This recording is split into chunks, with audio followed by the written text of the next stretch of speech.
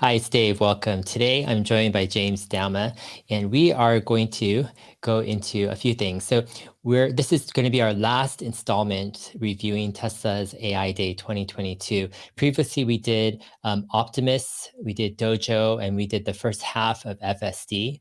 And in this video, we're going to cover the second half of Tesla's FSD presentation at AI Day. Before that, I wanted to talk with James about some more general, kind of bigger picture FSD topics to kind of lead into this, to give us more context. So first off, James, welcome back. How have you been? Great. It's great to see you again. It'll be nice to wrap this up. I Yeah, know when we did the first AI Day, we didn't actually finish everything, and I've always kind of regretted not closing it off. So it's going to feel yeah. good to at least get this one in the bag. Yeah, definitely. Yeah, it's super valuable. I think the more we dive into what Tesla's doing, the more I'm able to track, but other people are also able to track their progress because they can understand what Tesla's doing. So the next AI Day, they're like, oh, okay, Tesla is moving ahead. They are progressing, developing. So it's super immensely helpful. All right, so Elon Musk was interviewed by Ron Barron, and he was asked why invest in Tesla by attendee. And Elon's main point was FSD and Optimus. So he was saying FSD is going to make cars 5 times as useful or valuable, and it's going to have an insane impact on Tesla's valuation. And then he talks about Optimus as having kind of like this unlimited potential, in terms of human labor. So I wanted to ask your take on this. When you hear Elon saying FSD could lead to a 5 times improvement in its usefulness or value and how valuable it is, and Elon saying it's going to have an insane impact on perhaps the company value. What's your kind of take? What's your impressions and thoughts Yeah, when you I hear that? totally agree. I mean, that's my whole investing thesis, right? I got into, like, I initially became really interested in Tesla as an investment because I liked what they were. This is back in 2015, 16, 17, right? That I really liked what they were doing on this, so I totally agree. That whole 5 times valuation thing is the simple observation that cars spend most of their time sitting around. Most cars, most of the time, aren't doing anything, and the value that they provide is moving stuff around, moving people around, moving goods around. On the road, they're providing value. Sitting in a parking lot, they're providing negative value. They're taking up real estate, right? Without providing any utility. And a lot of this hardware is just sitting there, sort of amortizing away. There's a time value associated with the money that gets invested in these things, as well as like wear and tear that wears them down. And right, and you recover that time value by making better use of the vehicle, and you get more total use out of the vehicle too, especially in the case of an electric vehicle, because you could say if you have a gas vehicle, well, you're only going to get 100,000 miles, or you're only going to get 200,000 miles out of it anyway. So whether you do that over 2 years or 4 years doesn't really make a big difference. But with an electric vehicle, there's plenty of potential for them to get 1 million miles of useful service life, or on that scale, at least. There's plenty of evidence that it's going to get there. And for if you don't have the kind of heavy utilization that a taxi cab has, you never get to 1 million miles. Like individual owners of cars, they don't get to 1 million miles because the cars age out now, before they wear out. So absolutely, having the car on the road more is definitely going to extract more value for every piece of metal you stamp, every battery that you manufacture. You're going to get more value. And yeah, 5x, that's probably a pretty good guess. I mean, you could make the case that it was 3x. You could make the case that it was 10x. So 5x is a fine number to talk around for that. Yeah. Tesla doesn't have to change what they make. Yeah. In material terms. It's just that what they make becomes incredibly more valuable. And there's actually this other component of it, which I think is really important, that is easy to forget when you're at the investor end, is that Tesla's goal, it could be better described as getting gas cars off the road as opposed to getting, the point of putting electric vehicles on the cars is to get the gas cars off the road so that you stop generating the emissions, so that you stop being dependent on this energy source, which is going to deplete. And you know, right now, Tesla's ability to do that is totally limited by how fast they can manufacture cars. And there's no reasonable way for them to suddenly or quickly make 2 times as many cars, 5 times as many cars. I mean, they're ramping as fast as they can. So if there's a thing that you can do that makes like every single car, right now, one EV takes 1 gas car off the road. But if you can do a thing to the EV that makes it so 1 EV takes 5 gas cars off the road, that's a multiplier you cannot get. And then like Tesla could spend $50 billion building factories and that kind of stuff, and they couldn't achieve that. So getting FSD working is a huge win for Tesla's objectives, not just from a financial standpoint, but from their mission objective also. Yeah. I think one thing is with FSD is it seems like it's difficult for not just like analysts or people outside of the tech kind of angle, but even inside tech, people have so many different views. But people outside, they're looking at this and they're looking at FSD as, will this ever come? Right. Like, and is it going to be a 10-year thing or a 20-year thing? And who knows if Tesla's going to be first or if there's going to be 10 people around the same time. So it seems like people like you are just to the financial type of Wall Street, observer, you're just such a anomaly, or this view that, Tesla's going to achieve FSD and have this advantage and be able to utilize their cars, let's say 5 times as much. It just seems such a foreign concept and idea that I don't know how they can understand that. I mean, it just seems so mind-boggling. I'm not surprised that they don't get it. There's a much more there's a much more basic thing about Tesla that people don't seem to get, which is really surprising to me. And that is, there are some markets that are supply limited, just broadly speaking. You can be supply limited, you can be demand limited. Like the market, prices and everything, they can be determined by the limits on how many can be made, like concert tickets. You can only put so many people in the stadium. Like there's a production side limitation to that kind of stuff. Most consumer goods in the stable case are demand limited, right? Because production will catch up to demand and they become a commodity good and whatnot. And so the conventional way of thinking about consumer goods is from the demand side, right? So for instance, right now, like Tesla's totally production limited. They're going to be totally production limited for a really long time. And that means certain things about the company and the market that it exists in and whatnot. But the thing is, cars have been a demand limited business since like before living memory, in this thing. So Wall Street analysts can't get their head out of the idea that Tesla's got to drive demand, that their problem is they like the whole $20,000 car thing, right? So, if Tesla just dropped the price of Model 3s, they're not going to sell anymore. They can't, it's totally production limited, right? So like talking about anything other than increasing production is completely moot as far as the major parameters of the thing. And yet most of the dialogue is still around, oh, will there be enough demand? Is the demand going to drive off? They need to make the lower cost car. And Wall Street frequently looks at FSD as a demand driver thing. And it's not a demand driver. It's a production driver. It lets Tesla make effectively many times more cars with the same production base.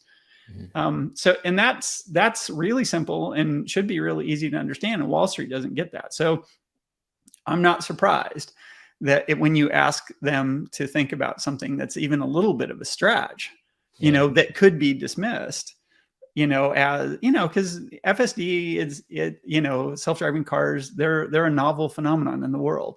It's not something the world has seen before. Like I like to use that, the example of like the Wright brothers and airplanes, right?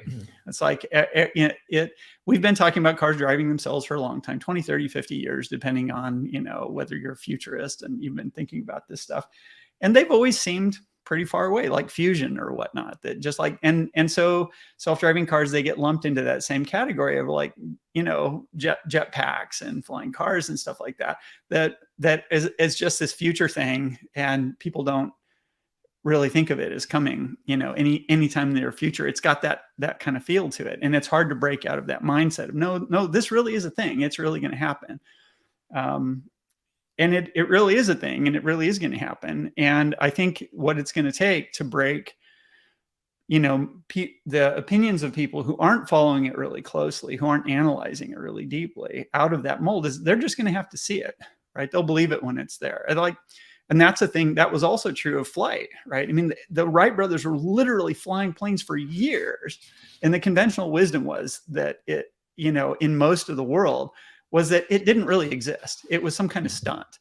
Like people didn't really believe the planes were flying. It wasn't until they actually went somewhere, because,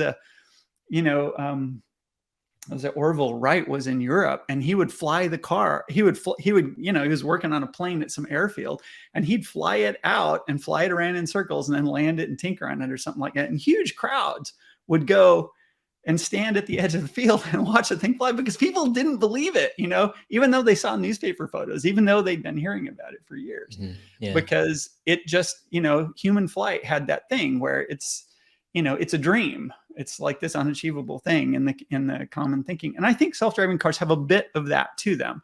So what it's going to take to convince 90+% of the public that it's a real thing is they're going to have to ride in one. They're going to have to see them. They're going to have to see the changes that they ring in the world. And then, and that'll happen. And until then, Wall Street, they're not going to price it in, because most people just aren't going to believe it. But it's going to happen for sure. Yeah. And it's going to happen soon. This is not 20 years away. So I have a theory or a perspective here. So it seems like when FSD, or let's say Tesla's FSD, is kind of below a certain safety threshold, it's not comfortable, let's say, for most people to sit in it. People just discount it as just completely like, a piece of junk. But if it crosses a certain threshold where it's actually like decently comfortable to be in, it's manageable, it's like helps you out and stuff, it enters into an area where people start to register it as like, oh, this is something interesting, useful, helpful, and they're able to start tracking its improvement. Like before that, it's just revulsive, the idea of it. And I feel like we've entered this stage of actually it being a useful, kind of comfortable, helpful tool in the past, let's say 1 year or so. And now the tracking, people are able to track its improvement in a way where, it's becoming acceptable to see that, it's improving. And it just seems like this improvement in this stage we're in, it feels like it's just going to increase and get better and better quite fast, even though I think the end, like the goal of safety is such a ambitious and perhaps even far out goal. But the improvements I think that we're going to see are going to, I guess, accelerate or surprise people in the next 1 year compared to, let's say, the past 1 year. What are your thoughts on kind of like, how people are going to be able to see the improvements, over, next, let's say I've 1 or said 2 for a really years? long time, you have to drive it. You have to just experience it to really get a sense of what's going on. The numbers kind of don't catch it. It's hard to come up with really good numbers to convey the sense of what's going on. But, if you drive it and then you drive it again, you really drive it, not like get a demo from somebody where you sit in the passenger and like, oh yeah, sure enough, he's not touching the steering wheel. Like, cause that's giving you this very shallow understanding of what's going on. But knowing, seeing what it can do and what it can't do, what it's good at, what it's weak at, and how that changes over time. Like you have to get behind the wheel, you have to let it do the driving, and you have to watch it over some window of time, like a year at a minimum. And so probably people who own the car and use it as a daily driver and who have FSD on it and use FSD a lot, I think that, my sense of the statistics that Tesla releases right now is that most people who have FSD on their car are using it for less than 10% of the miles they drive. And that might not be enough to really get because you have to drive it until you're comfortable with it, until you intuitively understand, if you're driving it and it's constantly surprising you, because its behavior isn't complicated. If you drive it enough, you'll be able to tell everything it's going to do right, everything it's going to do wrong. Like you'll never be surprised by what's going on.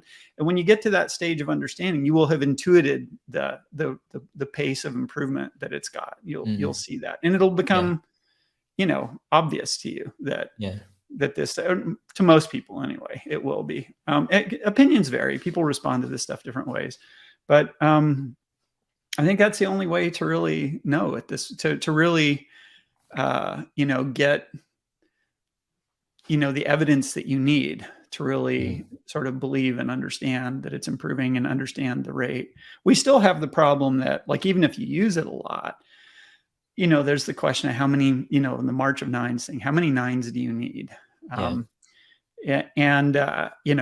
Before it's going to cross that threshold where it can be a robo-taxi, right? 'Cause we're in the zone right now. Like, I'm fully convinced that FSD is probably safer than people are right now. Many people will violently disagree with that, I'm sure.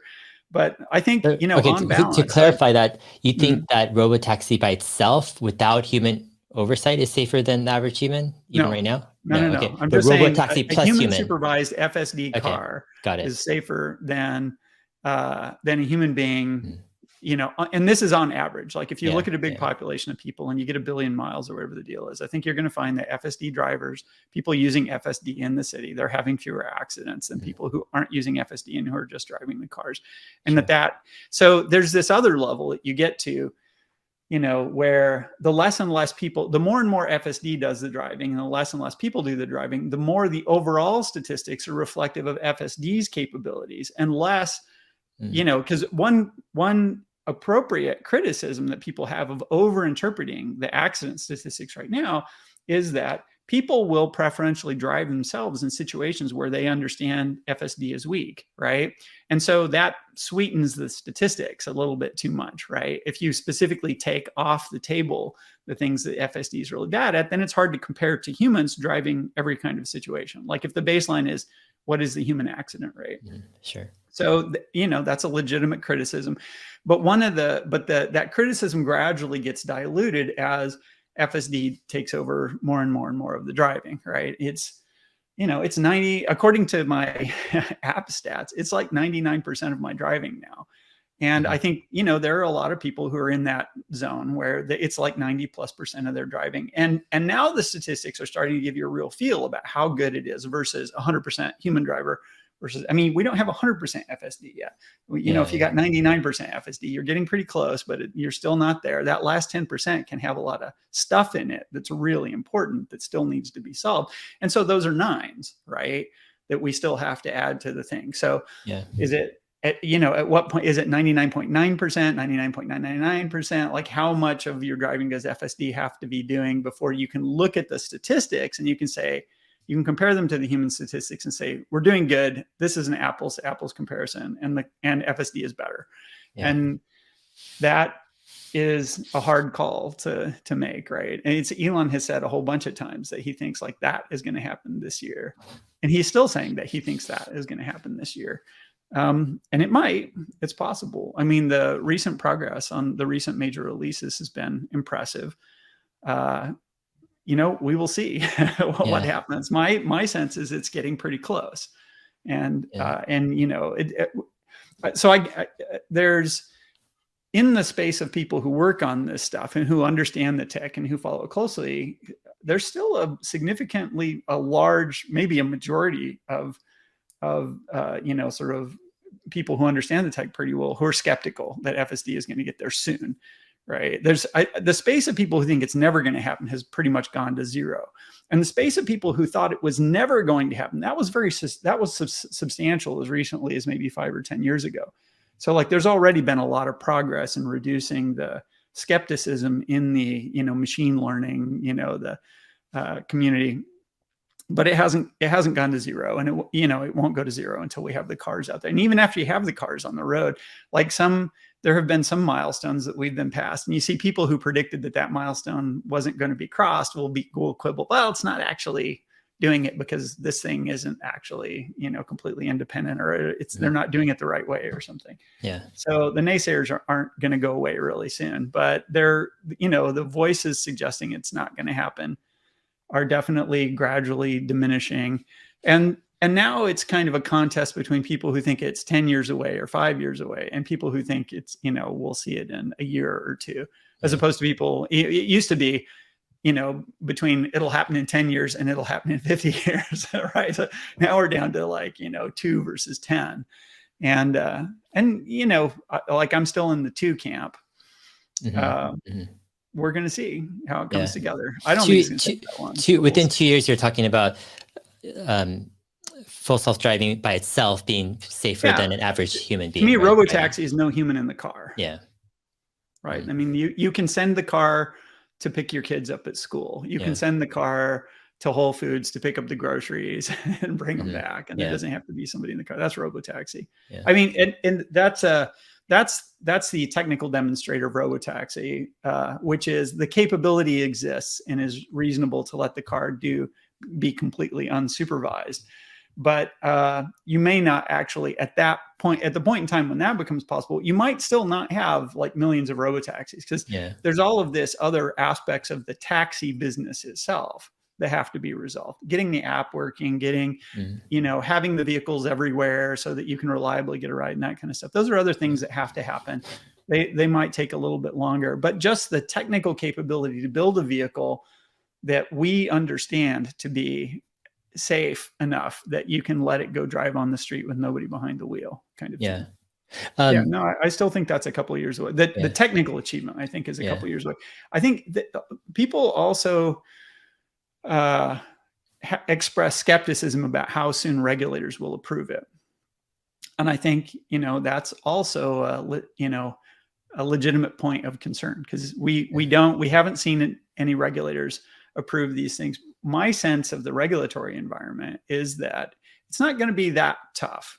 They're not going to be unreasonably critical or unreasonably strict. I think once the statistics are there, and in Tesla's case, the statistics come relatively quickly. And we've talked about that in the past. Like if you only have 1,000 vehicles and you have a system that you think works really well, convincing regulators that your system is safe is hard, because it's hard to rack up enough miles to do that. And so instead of just racking up the miles, you have to have this elaborate argument besides that has analyzed all these failure cases, and you do all this supplementary testing and you prove it. Whereas the most convincing model that you can have to convince a regulator that it's available is just like, hey, we drove 1 billion miles. We had this many problems, or we drove 10 billion miles, or we drove 100 billion miles. And this is how many problems we had. Because that's incredibly powerful. It doesn't require you to like make any leaps of faith or have any complicated arguments about it. All right. I think regulators understand that. And that's a thing that Tesla's approach gets, because they have a fleet. They'll get a lot of data. And so not only will they be able to convince regulators, they'll be able to convince themselves.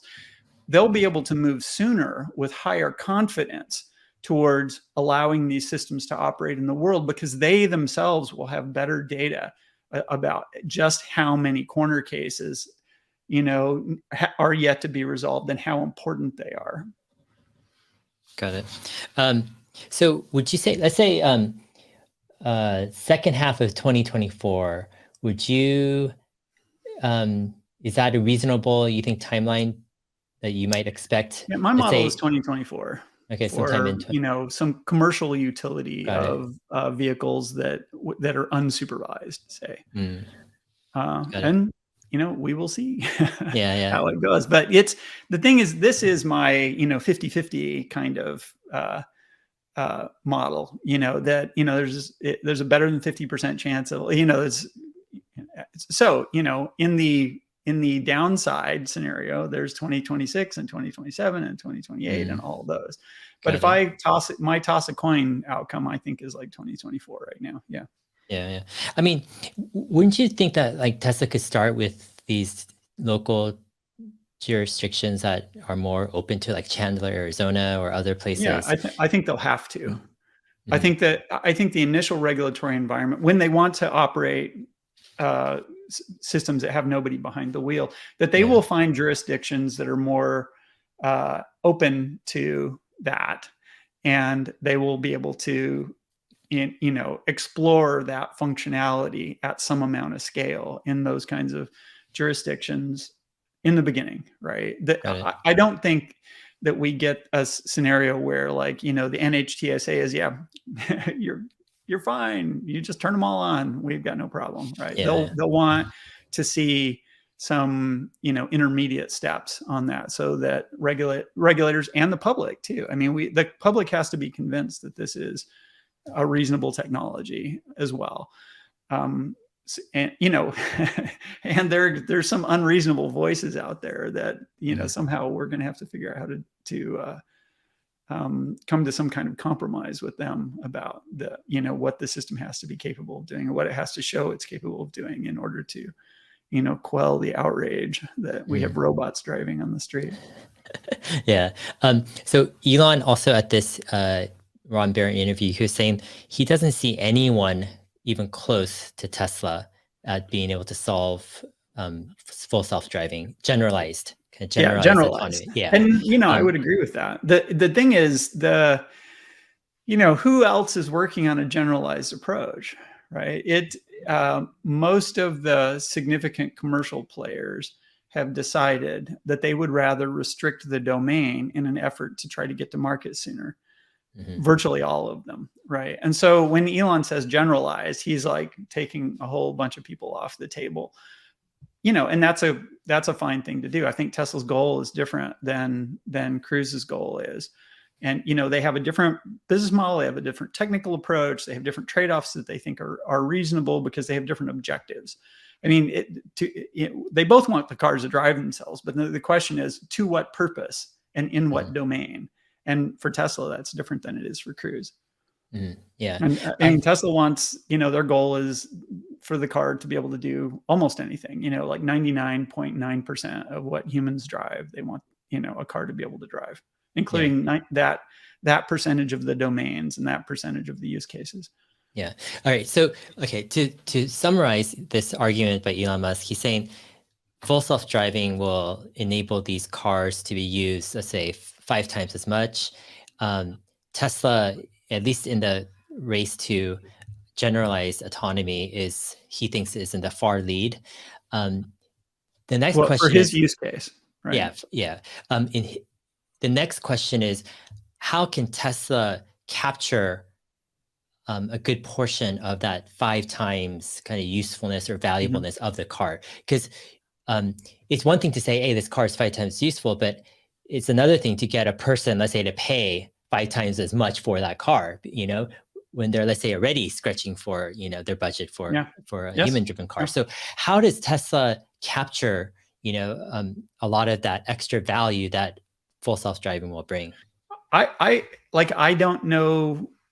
I've thought about a couple of different scenarios for how you might go at doing that.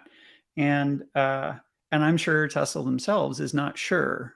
You know, it's a new business model, and I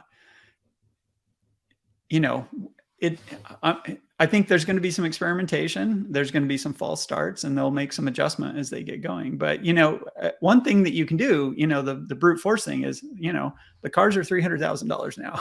And if you want one, you know, if you want to justify buying a car that much, you're going to have to be willing to like let it out as a taxi. And in that scenario, the cars with full self-driving that really realize their commercial potential are the ones that get used in a fleet someplace. They don't, you know, private individuals don't get them. And in fact, I have a friend, like I mentioned this once before, I have this bet like from 10 years ago, like his bet is that when full self-driving or self-driving becomes a thing, that we're going to have this window of time where people who can build those cars, they won't sell them to private customers, right? So the value of self-driving, you know, in the long run, it's going to be like headlights. We put it on every car.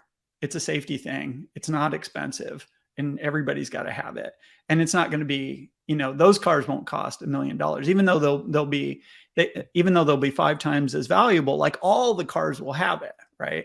So the value is, you know, when there's very few vehicles that can do it, and it's good. Like in the beginning, there's few vehicles that can do it, and it's kind of sketchy because it's going to keep improving. There's not, you know, you don't go from like it's sketchy to it's perfect in one day or 1 week or 1 year, right? It'll continue to improve. And so the utility will continue to improve for a while, but there will be this window in the beginning where it's incredibly valuable because the alternative is having a person drive versus having the car drive. So the basis for the value is like, well, what does it cost to have a person do this instead of that? And that this is that window of time when the vehicles are 5 times as valuable as what they're competing with, which is vehicles that don't have this.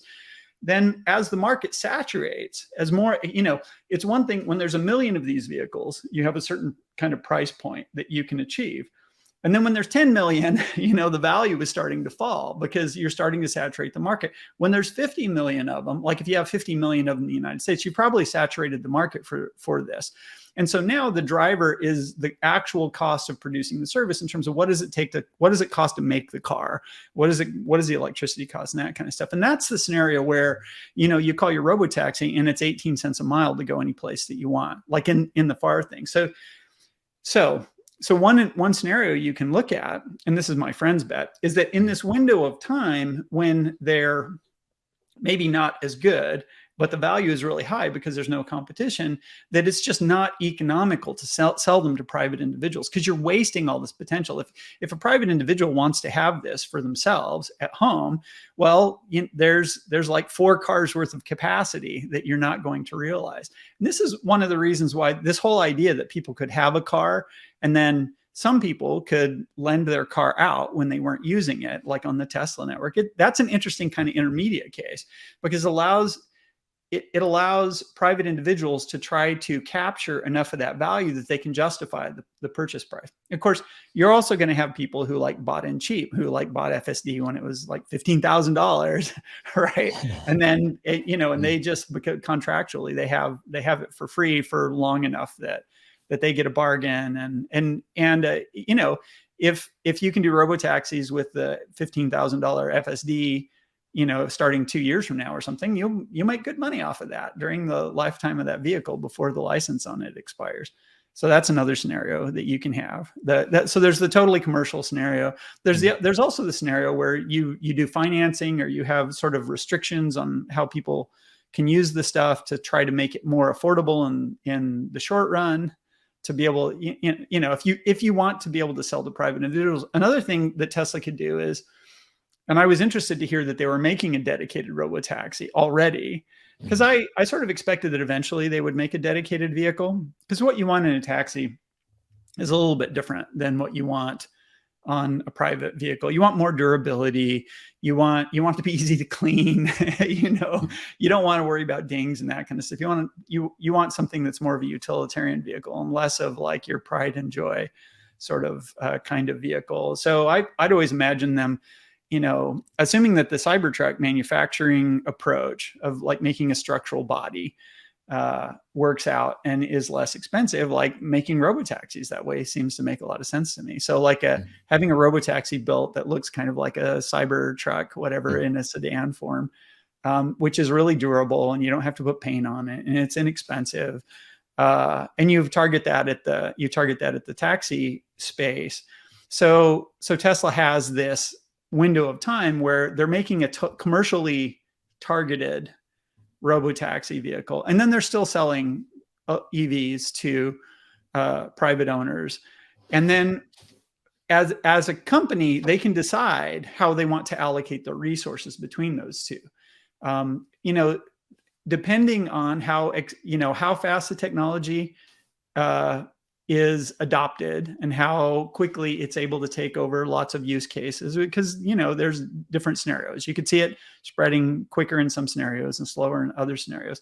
So Tesla has the option because in my opinion, they have to hang on to the private market, because once the robo-taxi boom is over, once you get through that 5-year window of time or whatever it is, that they're super useful and super valuable, but still rare enough. I mean, and the rarity is one of the things that makes them example. At the tail end, the marginal buyer, once again, is the private owner. And so you don't want to completely drop your private, vehicle business and then have to resurrect it 7 years later. It's a lot smarter to maintain your private vehicle business through that window. And so the trick for Tesla is how do you balance that? How much of it is private vehicles that we're going to let have FSD, and how much of it is robo-taxis that are going to be FSD? And then when they offer the Tesla network service or whatever they end up calling it, do you let private owners also use it? In some scenarios, it makes sense to do that. In some scenarios, it makes less sense than operating your taxi fleet with your purpose-built taxi vehicles. So there's a lot of variables. And I suspect that they have a plan and that plan has changed right? Clearly, in the beginning, their plan was, we're going to build a lot of Model 3s. We're going to turn them on one day, and then everybody will just like lend their Model 3 to the network. And I think that has changed because it's taken longer for the software to mature to the point where they could do this. And so they've had the opportunity to accelerate the plan to make a dedicated vehicle. And, it's possible that by the time the software is ready, they have the dedicated vehicle ready to roll off the line. And from a sort of, I don't know, legal risk standpoint, it might make sense for Tesla to say, we're only going to do the robo-taxi in the beginning on our dedicated robo-taxis, because then they take all the liability. They don't have to, if a Tesla owned robo-taxi gets a ding in it or is involved in some minor accident or something, it's a different kind of sort of set of exposures and customer experience and whatnot than if it's a customer vehicle. So interesting. Yeah, fascinating stuff. So you think this next generation, let's say, robo-taxi platform, so you think it could be kind of Cybertruck inspired? That would be my guess. Really? I thought we talked about this once before, and I predicted that it would be Cybertruck style. Yeah. I think we might have. I think that's totally the thing to do. When you ride a train, you look at the inside of you get on a subway train or something like that. Everything is stainless steel inside, and the seats aren't super comfortable, but they're really easy to clean and they're not easy to damage. And it has that. You get inside an elevator and it doesn't have seats with nice upholstery or anything like that, because it's more utilitarian. And I'm talking about the inside of the thing, but the outside, it's the same thing. You don't want to have to clean it a lot. You don't want to have to worry about it getting dings, So yeah, I think and you want it to be super inexpensive. And actually, I think having a Cybertruck, manufacturer styled robo-taxi is actually kind of a feature, because it looks like a taxi, right? Like, you don't have to paint it yellow. If you see that weird sort of, polygon shaped stainless steel sedan going in, or hey, taxi, That's true. Yeah. It sticks out for sure. Yeah, definitely. How far do you think, is it realistic for Tesla to get inspiration from the whole, let's say, die-cast Hot Wheel model, where you're just sticking a few pieces together? How far? How far do you think that is as kind of the inspirational model to kind of simplify manufacturing, where you're doing? Is it possible, do you think, to do even a single piece, bottom casting? I don't. I would say I'm not. I don't. We're going to have to see how well the stainless steel origami thing works out. It's not. The idea of die casting the whole body is attractive. Die casting, it has a scaling issue. It gets a lot harder to die cast things as you go up in scale, because of how fast the shot has to be into the die, and there's all kinds of technical restrictions on that kind of stuff. So it may be that shooting the body is a bridge too far. And the other thing is that a lot of the low-hanging fruit in terms of what you gain from the castings, you get from that front portion, the back portion, where you have a lot of attachment points and relatively little material compared to the structural complexities associated with things like doing the top half of the vehicle and as a die cast, I think, is a lot less. So folding sheet metal to do the top part, if you can significantly drive down the cost of doing that, which I think that one of the advantages of the Cybertruck approach is, you're scoring and folding metal, and then you're doing a relatively small number of structural welds, and it doesn't have a lot of layers or a lot of pieces. Potentially, it could drive the cost down enough that you wouldn't even gain that much, even if you did die cast the whole top of the vehicle. Right now, doing the two castings with the structural pack in between, that's pretty optimized. I don't, there will always be this point where your volume is high enough that it's worth spending a lot of money to get another 10% out of the price. But I feel like if they get the structural pack with the front and back castings, and they get this origami stainless steel body on the top of it, man, they've made a lot of progress already. I don't know if they need to take a lot of risk.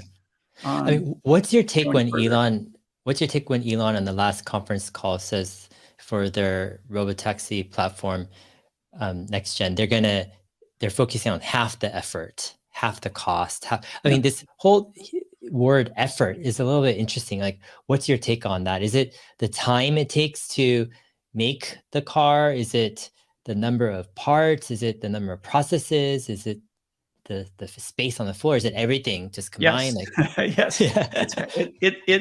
It's half of everything that you have to spend in order to make the vehicle, right? So basically, if you spend the same amount of money on the factory and you get twice as many cars out, because you have the same number of labor hours going in, you have the same footprint, you're spending the same amount of money on hardware and whatnot, and you get twice as many cars, that's half. That's half as Wow. much. Huh. I mean, that's And pretty. I think he described it that way at one point, just like, Yeah. we want to get twice as many cars for what we're doing. And that's probably the right way to think about it. It's not, I think once again, we tend to think, unfortunately, because the car business has been demand constrained for so long, it's very hard to break out of the demand constrained mindset. I think Tesla is not thinking about this $20,000 vehicle from the standpoint of, oh, that'll save us when we run out of people who can afford a $50,000 Model 3. Like, I don't think they're thinking that at all. I think they're thinking, how do we get twice as many cars out of the next factory? Right? It's like, literally, we're going to build a factory and we want twice as many cars out of it. So you think in those terms, like, what do we need to do so that for the same amount of effort, we get twice as many cars? And that's a production constrained mindset, right? Like, how do we make more cars? I mean, if they're able to achieve that, I mean, probably they might not need as many gigafactories as maybe some people expect, because, with a similar footprint, let's say Austin Gigafactory or Berlin or Shanghai, you could, crank out an extra 2 or 3 million, maybe, next gen robo-taxi There's a vehicles from there. tension once a factory gets big enough. This, is that consolidating more and more of the production process into a single building allows you to save yourself a lot of cost associated with moving parts and material around. On the other hand, you have to move the final product when you get done. And moving the final product and moving intermediate products is more expensive and more complicated than moving the raw materials at the beginning, right? So, if you have a globe that you're going to distribute cars over, like the optimum solution is not one big super optimized factory that sends cars all over the globe. It's going to be some trade-off between some number of factories that are geographically distributed with enough scale at each factory that it's getting pretty close to the limits of manufacturing scale in terms of the benefits. And you don't have to go to one factory to get that. It's as 10 factories, that's probably a pretty good guess at like what the optimum would be to cover the whole globe in terms of the trade. Because we know that we know what it costs to ship a car 500 miles or ship a car 1,000 miles. And we know what it costs to like put it on a boat and ship it halfway around the world. And it's cheaper to have a factory where, on the continent that you're going to, in the big picture, once the market is saturated and you've built out all your factories. So even though there's probably manufacturing scale efficiencies yet to be gained once you get to like 10 million vehicles out of a factory, I don't think you'll see them make 10 million vehicles a year in a factory, even though in principle you could build a factory to do that, because the distribution networks, both for bringing raw materials in and for distributing the final product, they get too concentrated. And so that trade-off starts hurting you at some point. Sure. When Elon mentioned this, half the effort, half the time, half everything at the last conference call, I feel like that was kind of overlooked by most people. I mean, to me, I just keep on thinking about that, and it's just hugely bullish on what Tesla is trying to do right now. They're not trying to do this incremental, let's save 20%, costs or something. They're really shooting for this ambitious, 50%. That just seems like they might not hit it, right? But it's showing what the whole team is working on right now. And it's showing they are trying to really, push the envelope with whatever they can to, make everything efficient, fast, etc.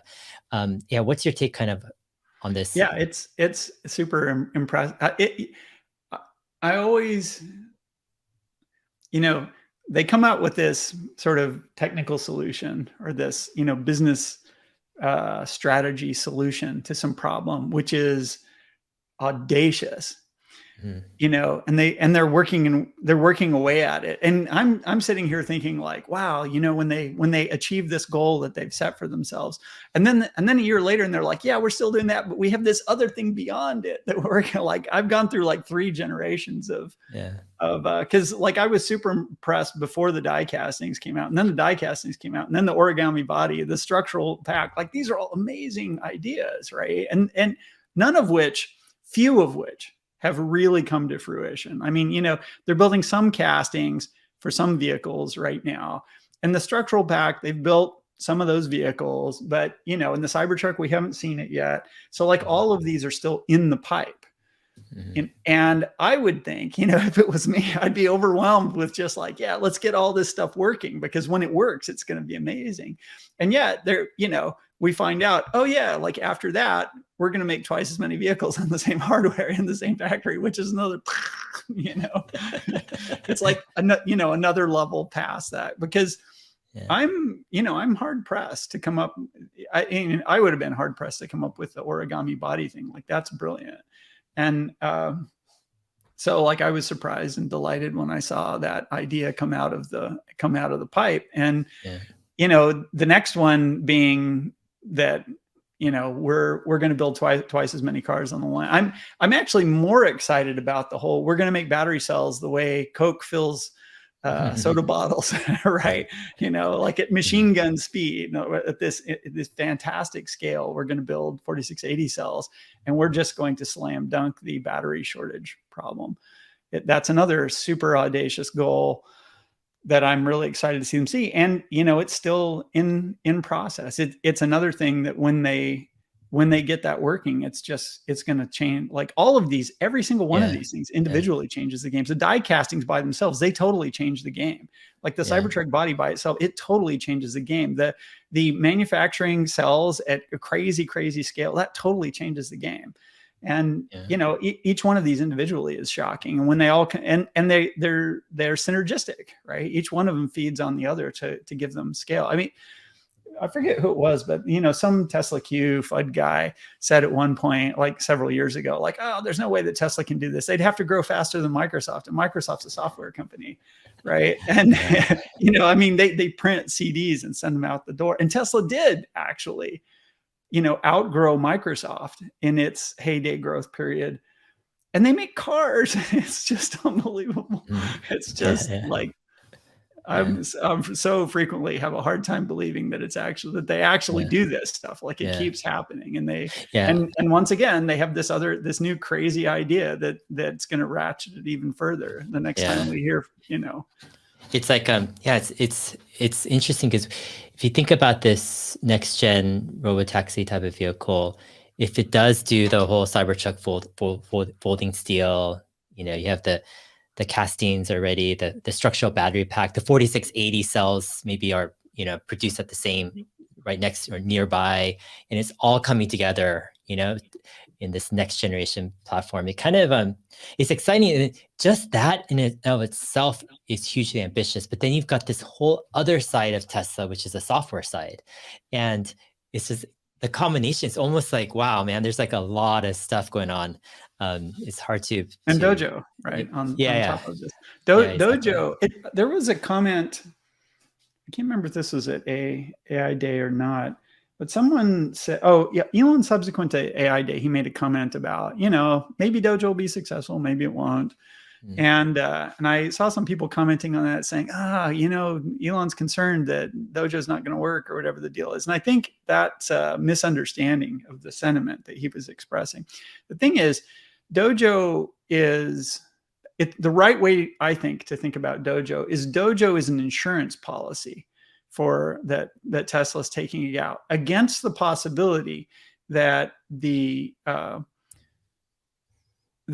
people who, you know, GPUs or other players in the business of making training hardware for neural networks, they could really up their game and make the systems much, much better over the next 5 or 10 years, right? But what if they don't? There's reason to believe that they won't. And the reason to believe they won't is that when a giant, company essentially gets a monopoly on a particular chunk of technology, it's in their incentive to not move too fast, right? Because that increases your cost and risk without increasing your profit. You still own the whole market. So you don't need to push the technology. And Tesla themselves is vulnerable to that. At least some of their plans are vulnerable to that. They want the infrastructure for training neural networks to advance as fast as possible. So Dojo is a way to just basically take out an insurance policy on that. Like if NVIDIA doesn't step up and do what they probably could do, because maybe it's not in their business interest to actually execute well on the technology. Well, if you don't deliver it, we're going to have it, in-house. And so the way that Dojo fails is if NVIDIA really ups their game, because NVIDIA is a great company. They've got great technology. Like they could really significantly improve the tech that they deliver for neural, because, what they make right now is they make this generalized capability, which is not at all optimized for doing neural networks. You'd build it differently if all you cared about was neural networks. So will NVIDIA make a just neural networks chip or not? Well, right now it's not on their roadmap and they don't seem to be doing it. And there's a question about, how much they can compromise and keep it as a good GPU, a good hyperscaler for, the 64-bit floating point, 80-bit floating point, math, all this stuff in there that doesn't help neural networks at all. Like as long as they keep all that stuff in there, then the hardware itself. Now, the other thing NVIDIA has is they have really, really great software. They got a very mature software stack and they're very serious about developing the software. And they're way ahead of anybody else. Like they're years and years ahead of anybody else in terms of the maturity and capability of their software stack and the optimization and that kind of stuff. So that's the whole package for NVIDIA. But NVIDIA could decide, as many tech giants in the past have, that they don't want to move any faster than they're moving right now. And if they do that, then then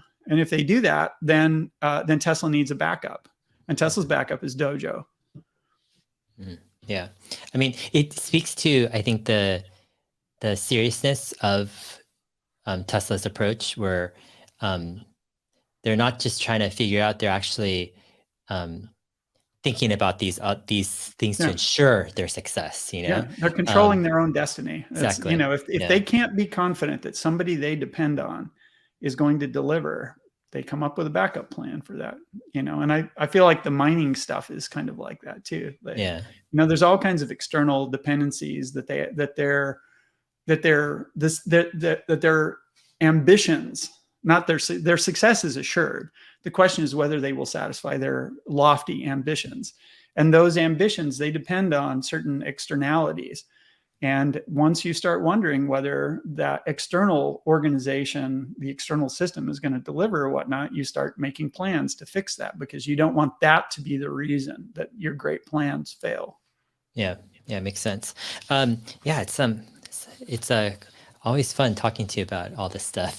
I just feel like sometimes it's hard to meet people who can resonate with all of the things that Tesla is doing with so many different angles, but it all comes together. It's quite interesting stuff.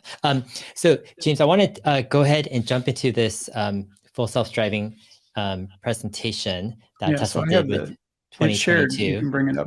Yeah. Let's go ahead and bring this slide up here. Oh, whoops. Okay, add to stream. There you go. Okay. Okay. So actually, do you want to take a quick break before we dive into this? That might be a good idea. Yeah, okay. Let's do that. All right, we'll do that. All right. We are back from a quick break. We have James Douma going to dive into some of the slides on full self-driving from Tesla's AI Day. Now, this is part 2 of the FSD section. We already covered part 1 in a previous video. I'll link it in the video description if I can remember. And then also we did Optimus and the Dojo section as well. So this is the final kind of installment. So I think this is like kind of, if you've watched Tesla AI Day, this is a good kind of second round of watching it, but also getting kind of different angles or getting a different explanation, trying to understand some of the key concepts. So I'll let James go ahead. You can take it away with these slides. And then if I have any questions, I'll go ahead and interject as well. Yeah. So what we're going to do is the second half of the FSD presentation. So the AI day it started with 30 minutes on Optimus, then it did an hour on FSD, and then it ended with 30 minutes on Dojo. We already did a show on the 30 minutes of Optimus, a different show on the 30 minutes of Dojo, and a show on the first 30 minutes of FSD. Now we're doing the second 30 minutes of FSD. So this starts with the language of lanes stuff. So in this, the format we're going to do here is we're just going to go through slides that I took that I thought were notable, I can use as reminders. And I'm going to walk through and talk about what's on the slides. And hopefully that will prompt us to recall all the other interesting things that people might have wondered about. So Dave, I'll rely on you to do that. Sure. Okay, so the language of lanes. This was one of the most interesting and surprising pieces of new technology that Tesla showed us on the FSD side.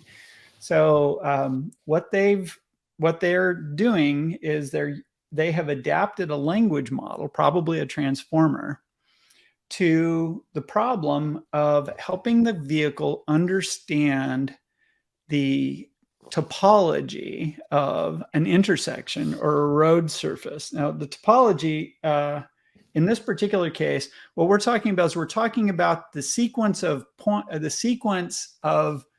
valid, road segments that you can pass through. So actually, Ashok comes and at the end of this, he spends a little bit of time explaining why this turned out to be useful and important for Tesla to do. Most of the way FSD understands lanes is it looks at a road and it looks for features that a human might visually identify, right? For instance, lane markings, the edges of roads. You also kind of look at the shape of where curbs are and road signs and whatnot. And you get a sense of especially at intersections, this is challenging. It can be because frequently when you're at an intersection, you can't see the whole intersection. You have to infer parts of it that are occluded by signs or trees or other vehicles that are also stopped at the light or whatnot. But it's also relevant in just when you're driving down a highway, especially when you come to, you have splits, merges, exits, that kind of stuff. The connection, the topology, this goes to this is a valid way of traversing this, or this goes to this. So the way that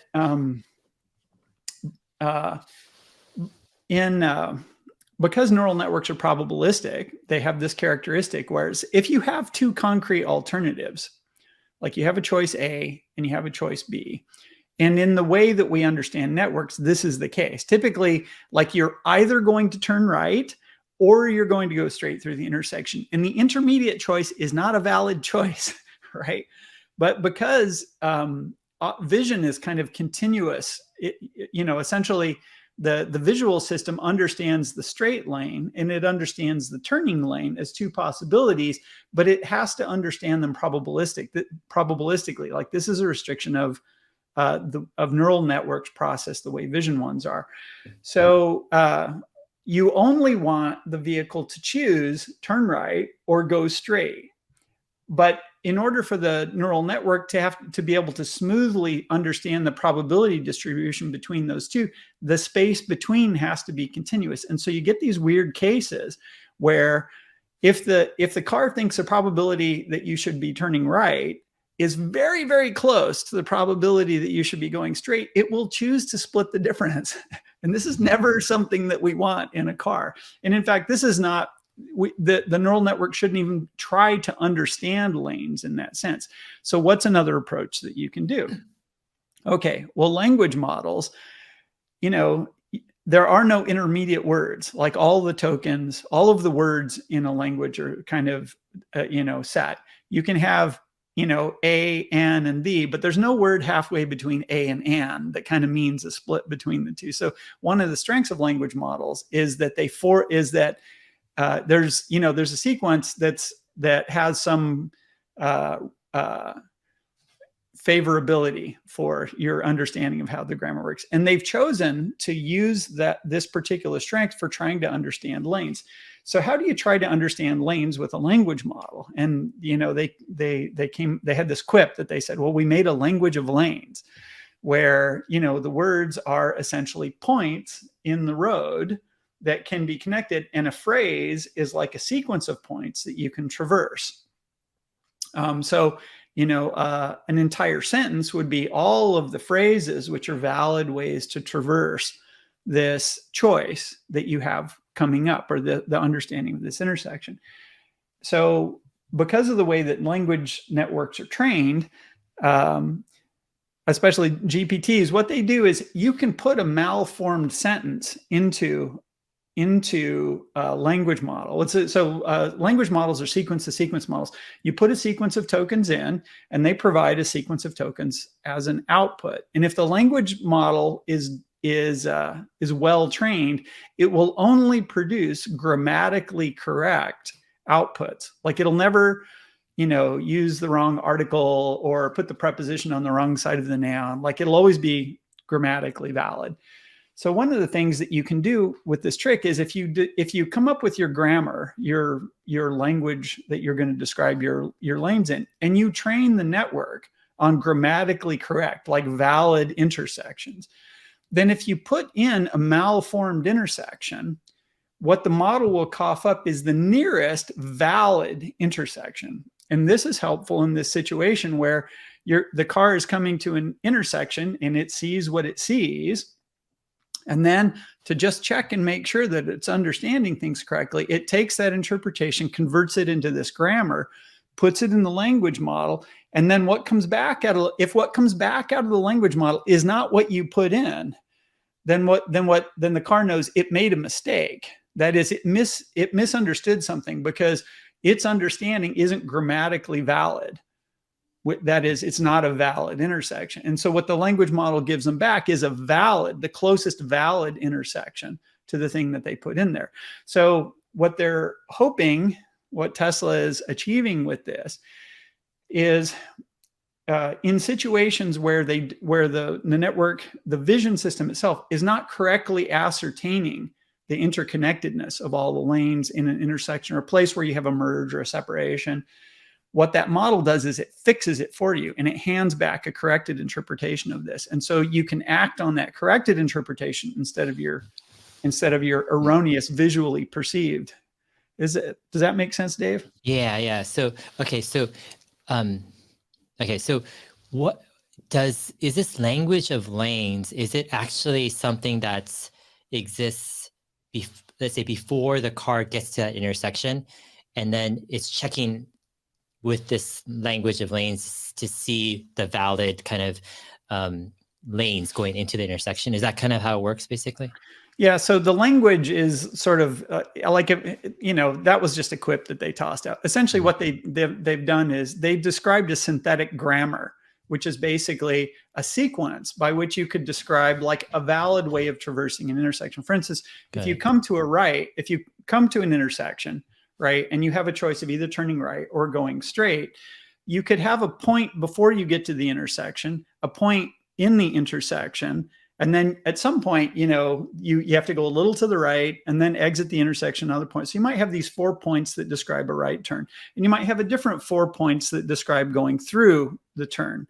So you have a grammar where at each point it talks about where you are and what the next point is. So in that sense, like if you have some tokens, some words that describe each one of these points, in other words, each one of them has a meaning, and the meaning is a combination of where you are and what the next choices are, or what the previous choices were. You can go either forwards or backwards. And in fact, they do the latter. They make it so that latter points refer back to the point that connected to them. And that's a grammatical part of the meaning of that token. So these tokens, they're arbitrary. They're synthetic. Like Tesla just made up a bunch of numbers and they assign these meanings to them. But what the sequence model does is if you describe this synthetic grammar, if you create it so that it's appropriately constrained, that is, there's only, when I do a right turn, I have like my 4 words that describe for this intersection. I come to this lane, I proceed into the intersection, I move a little to the right, and then I exit the intersection. So maybe those are the 4 points. And you have a phrase that describes that. So if you do that for every way of traversing the intersection, now you can make a sentence, which is a combination of all these phrases. And that sentence is grammatically valid if it describes an intersection that could exist in the real world. If that makes sense. So essentially they have this database of all these intersections that they've collected, and they run it through this preprocessor that describes a phrase. Now, these are validated intersections that, the car has put them together. They have the data. Maybe they've gotten it out of their auto labeler system, or maybe a human has looked at it. And they create these valid sentences that describe these valid sequences that describe valid intersections. And then you train your language model on that. So it learns the grammar of intersections in the real world. So so a real intersection that can really exist will always be grammatically correct. And so the thing is, if you use that same grammar to describe an intersection that the car sees, that it's currently perceiving, if it tosses it in that sequence model, that language model, and what comes back is different from what it put in, it knows it misunderstood something, and it needs to use what came back instead, because that's more likely to be true than what it put into the model. Got it. Is that a better explanation? Yeah. Okay, that makes sense. So let's say, so first step, Tesla takes all these different intersections that they've validated, they understand everything. They create, with each kind of possible path through the intersection, it creates a sequence or a phrase.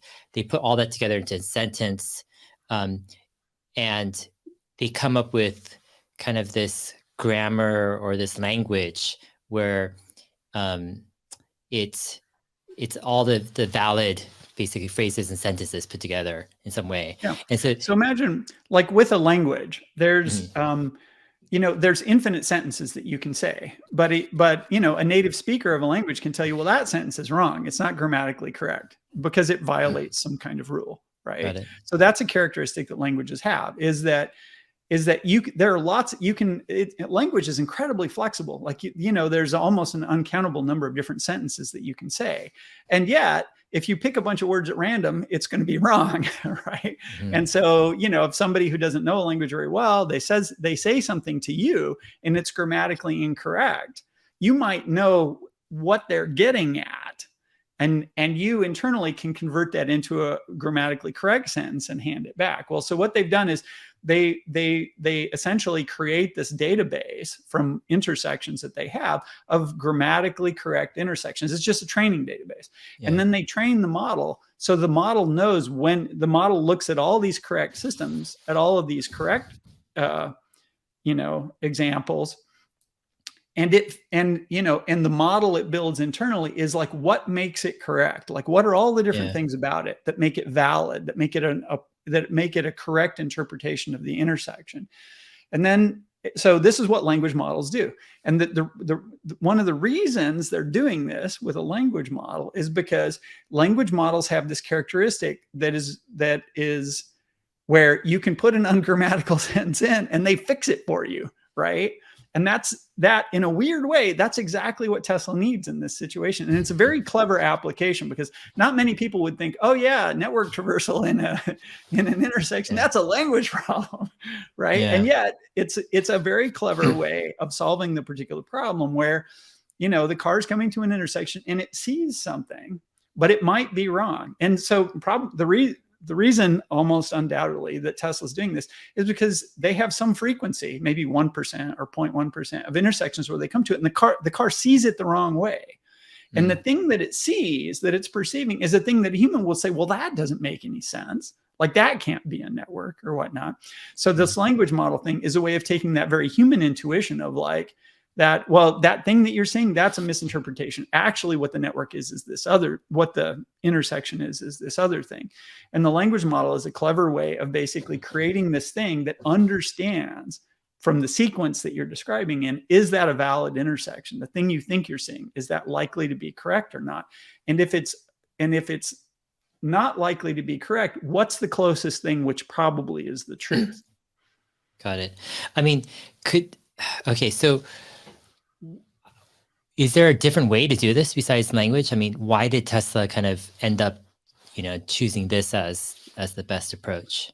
Well, I haven't thought super hard about this problem. You're sort of asking me on the cuff. Well, what other ways could you go about it? Well, Yeah. the way that you would try to do it, the first thing you would try to do is just make the vision model accurate enough that it never misunderstands, that it never missees something when it approaches.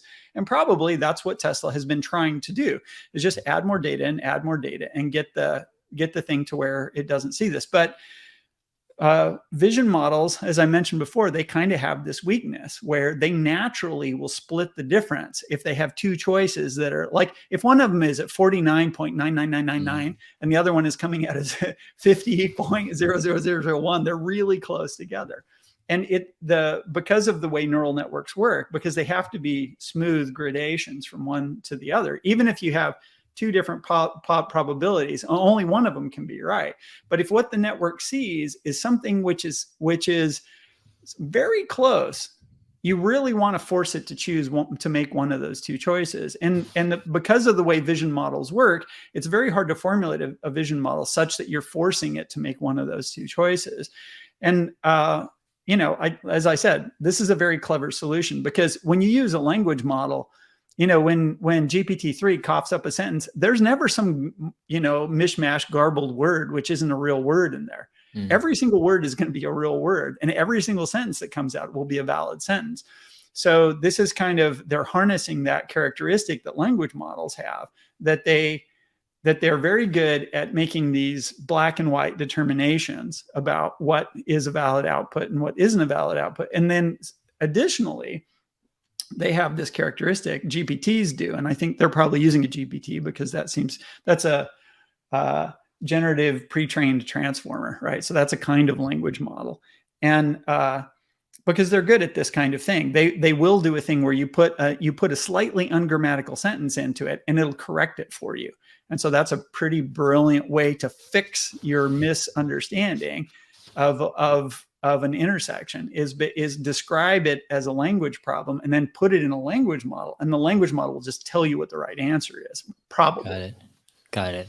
And the one GPTs, like they're self-supervised models, so you can just put tons and tons and tons of data into these things, and the models get really, really good at telling the difference between valid and invalid things. So that's another nice characteristic of this. Like, human beings don't have to review most of this data. Like, if you have an algorithm that's pretty good at taking these, clean, validated, intersections that in your database that you've got, you can write a piece of software that converts them into the grammar representation, trains a model against this thing, and now you have something that will fix any misunderstanding that the network has about the topology of an intersection that it's coming to. Where in this case, like I said, intersection can include merges and splits and that kind of stuff too. Okay, so does this language of lanes help when, let's say, the car is approaching an intersection? Let's say it's occluded, there's a van next to them, there's some tree or something, they can't see everything. But from what they can see, it goes into this network neural net, and through the language of lanes, it's able to, at least from what it's able to see, what's the grammatically correct kind of options for the car to go, right? Yeah. And as a car goes into the intersection, those choices could be, or it'll adapt because there's more information. So it might give it a different choice, but they're all grammatically correct. But it's less likely, like, so here's a classic, right? You come to an intersection and there's two left turn lanes, right? And your car is in the inner one or the outer one. And then as you're doing through, like, I've had this experience, I'm sure other people have had this experience, where you're going through the intersection in one of the two left turn lanes, and the car decides it's going to complete the left turn in the other left turn lane, right? Yeah, like, exactly. So the thing is, if you don't have, so imagine, the car comes to the intersection, it sees two left turn lanes, right? And the vision thing says, two left turn lanes. You can be in either one. Maybe you want to be in the right one because you have a right turn coming up. So you get in that one. And as you're going, the car's field of view is rotating, and it sees the exit to the intersection, because maybe there's a truck next to you and you can't see it. And then once it comes into view, the car looks at it and it makes a mistake in that it perceives that there's only one left turn lane to exit the intersection. And so it does a lane change in the middle of the intersection. And that's never the right answer. The thing is, we know as human beings, if there are two left turns lanes, there are going to be two lanes exiting the intersection. It is never the case that two left turns merge in the middle of an intersection, right? So that's an example of where, if the car was if the car's in the intersection and it's starting to do its turn, it will know, because of this logic that it gets from the language model, that you never should have a merge of turning lanes when you're in the middle of an intersection. The left turn lane, the leftmost left turn lane, it will always be the leftmost lane exiting that intersection.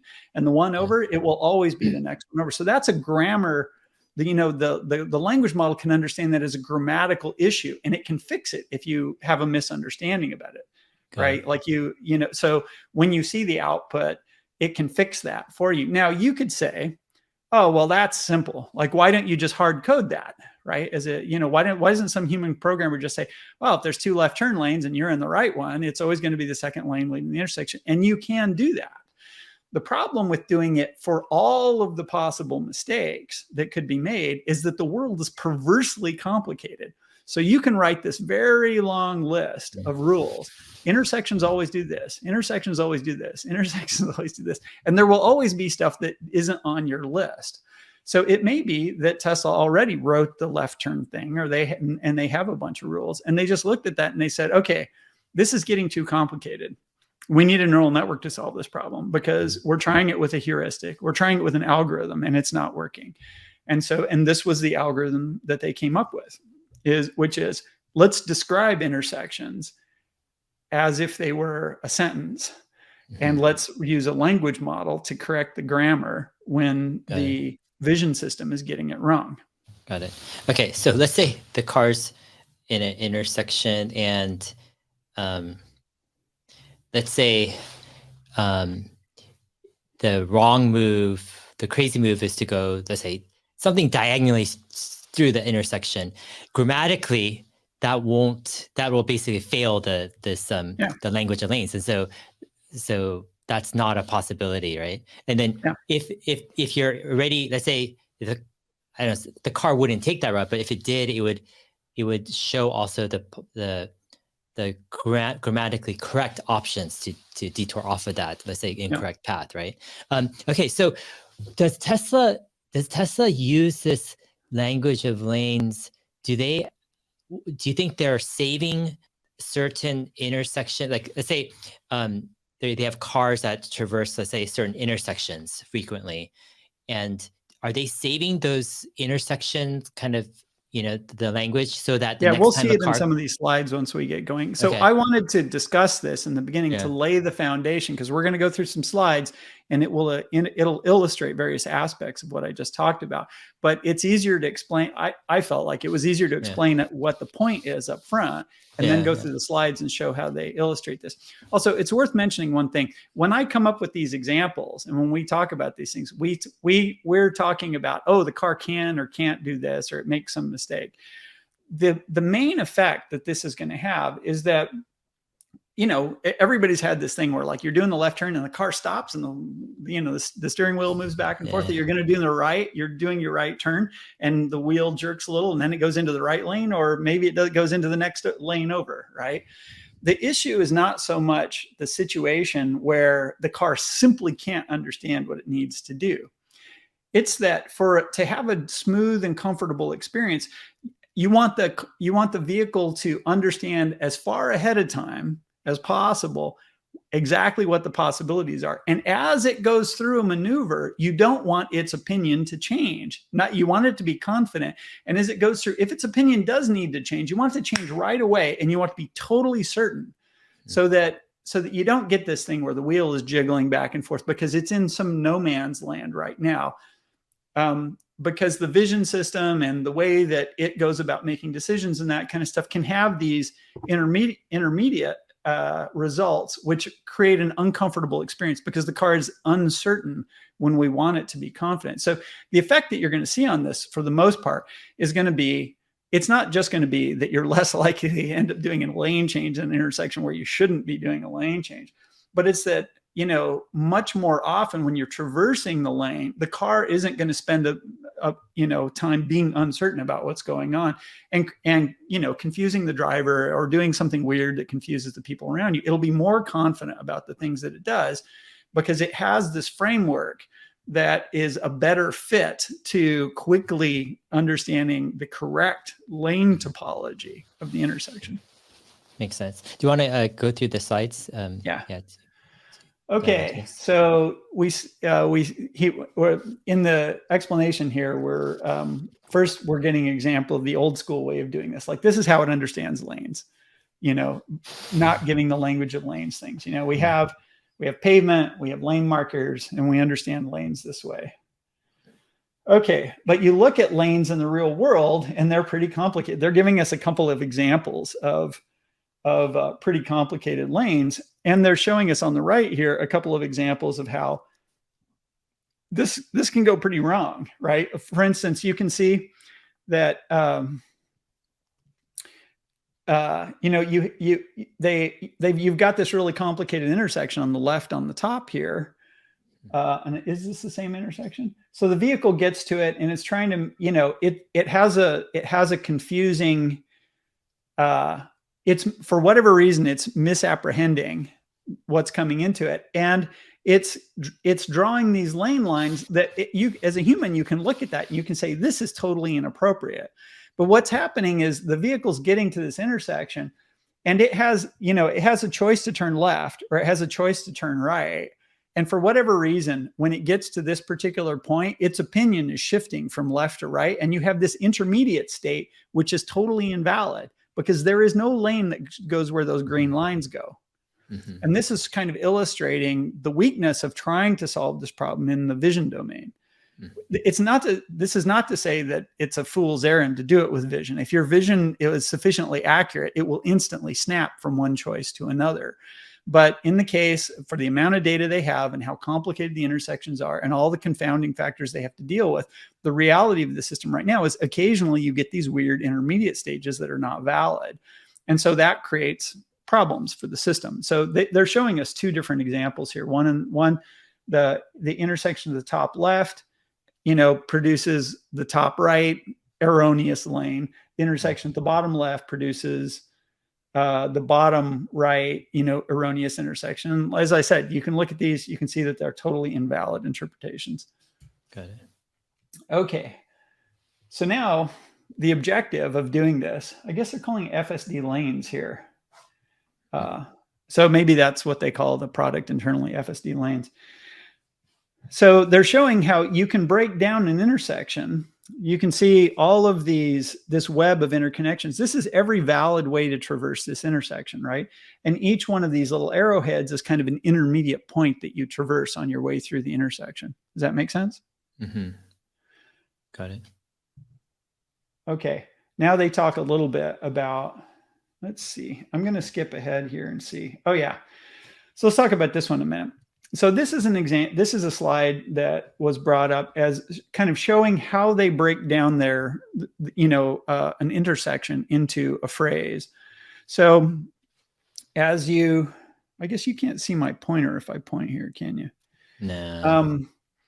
So let's look at the, you know, entering this exit from the bottom on the rightmost lane, right? Got it. That, so you can see that if you start at that bottommost right white dot right at the edge, that as it moves forward, there's 2 points you can validly move to from there, right? One of them is to turn right into the rightmost lane, and the other one is to turn right into the next lane over.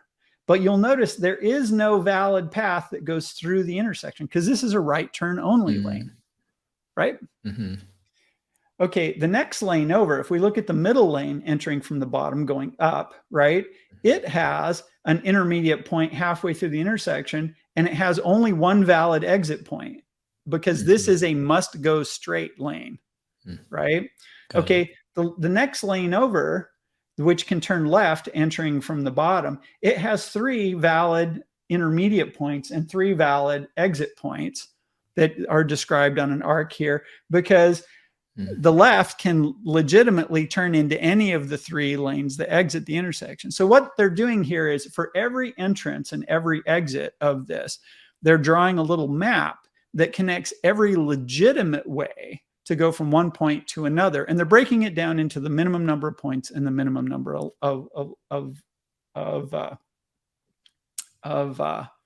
connections between those points. So you could imagine essentially creating a phrase, as it were, for each one of these paths, if you had a meaning that you could ascribe to each one of these points. So how do you go about doing that? And they spend a little bit of time talking about it. And this is, so here on the left here, they're showing us some components of a transformer that would be used for a language model. I probably don't want to spend too much time on the technical details here because most people aren't going to find it that interesting. But essentially, here, what we're being walked through is how do you take this thing on the right? You see there's this one little green dot at the bottom. And essentially what the presentation is doing is it's describing how do you ascribe a meaning to that? You know, what are the tokens in the sequence that would narrow this down to the unique meaning we want it to have, so that it can become, you can see that row of white boxes across the top, and the leftmost one has a green dot in it. They're filling in the phrase that they're going to use to describe this intersection. They're starting with that green dot. So let's see. And so here, you know, they've got their yellow dot, that's one of the exits on this next slide for this. So this particular phrase has green dot, yellow dot as one of the phrases that starts it. Let's see, we'll go down another one. And so here they're adding a third one. They're basically saying, you know, and the third one is the continuation of this phrase down it. Now, each one of these, the meaning is constructed from an X, you know, essentially a set of XY coordinates entering the intersection, if you will. And then the phrase itself is word, word, word, which is point, point, point, as for legitimate traversals of the intersection. And then you have to end a phrase. So this is they're doing the second phrase.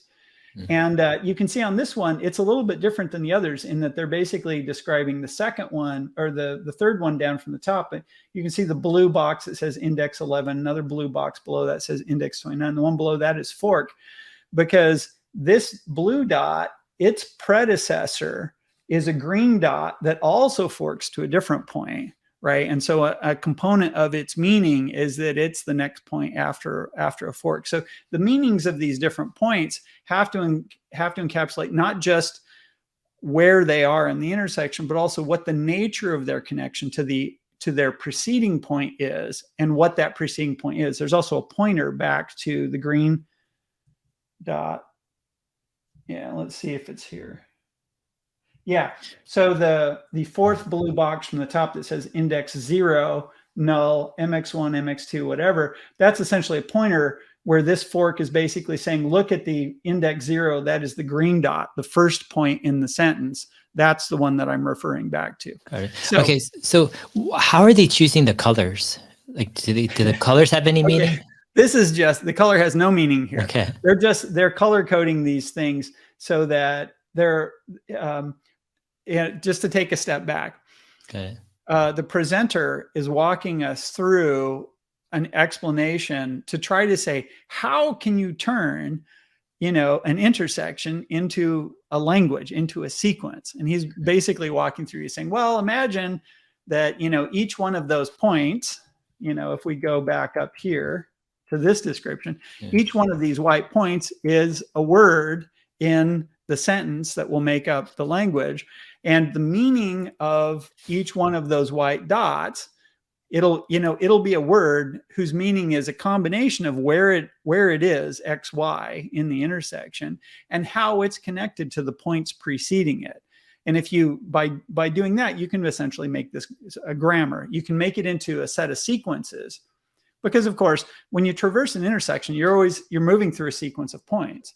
And so the core insight here is that there's only certain sequences of points that are legitimate, that are valid, that should be considered a legitimate interpretation of how you can traverse this.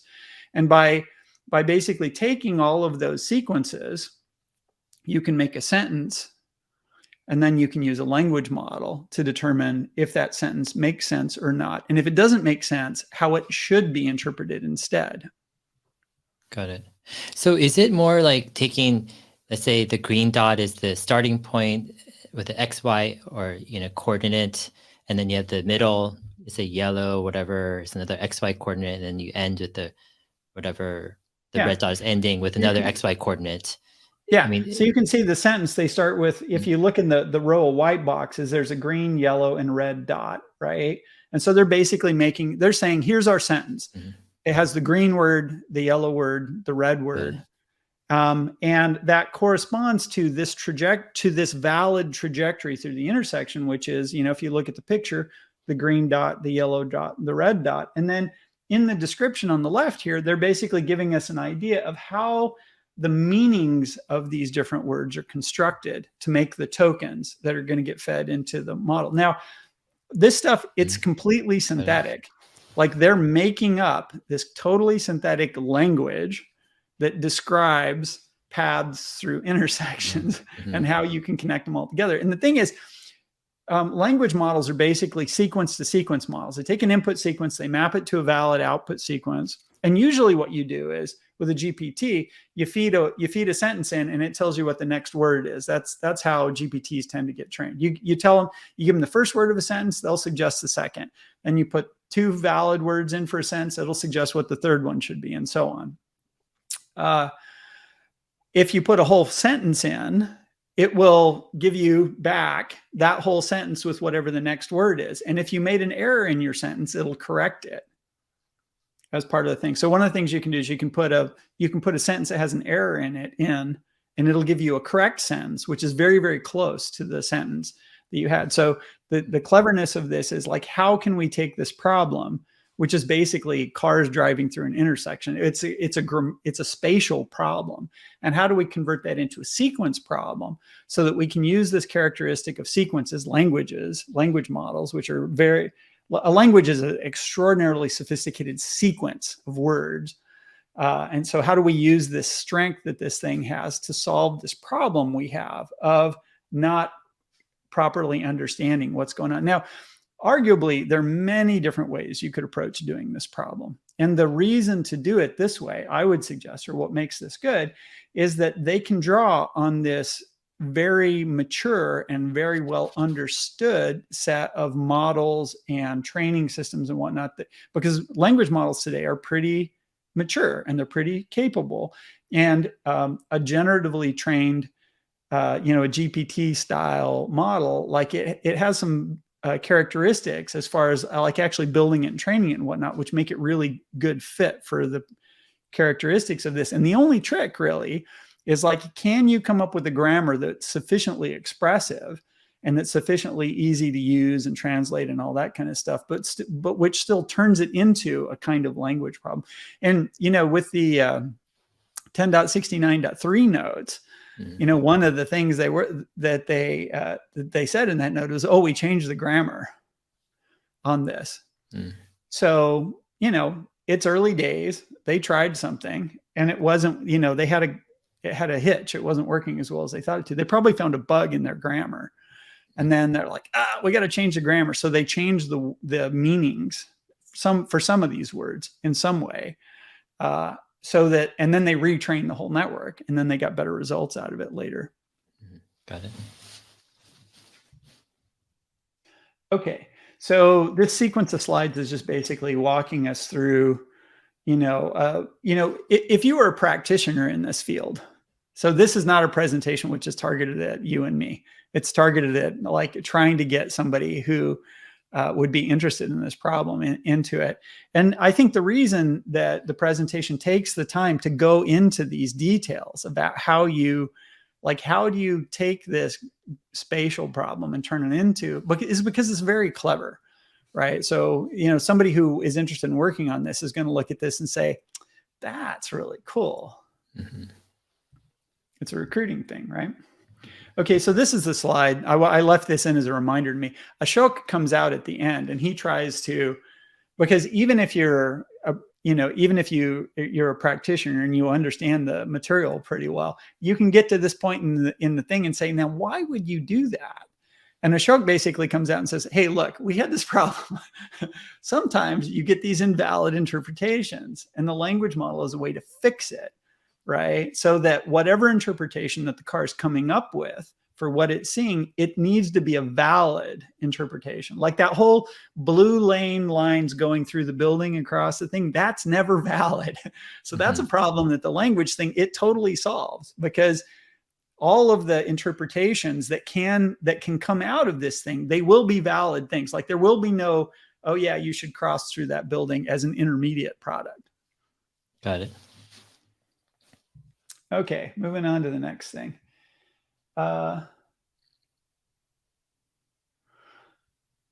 Let's see. This might not be something that people will find interesting. So he's going some details about how they go about doing this, right? They take the sequence of cameras, they feed it into they are using a transformer. So this is basically describing, so you train this neural network, right?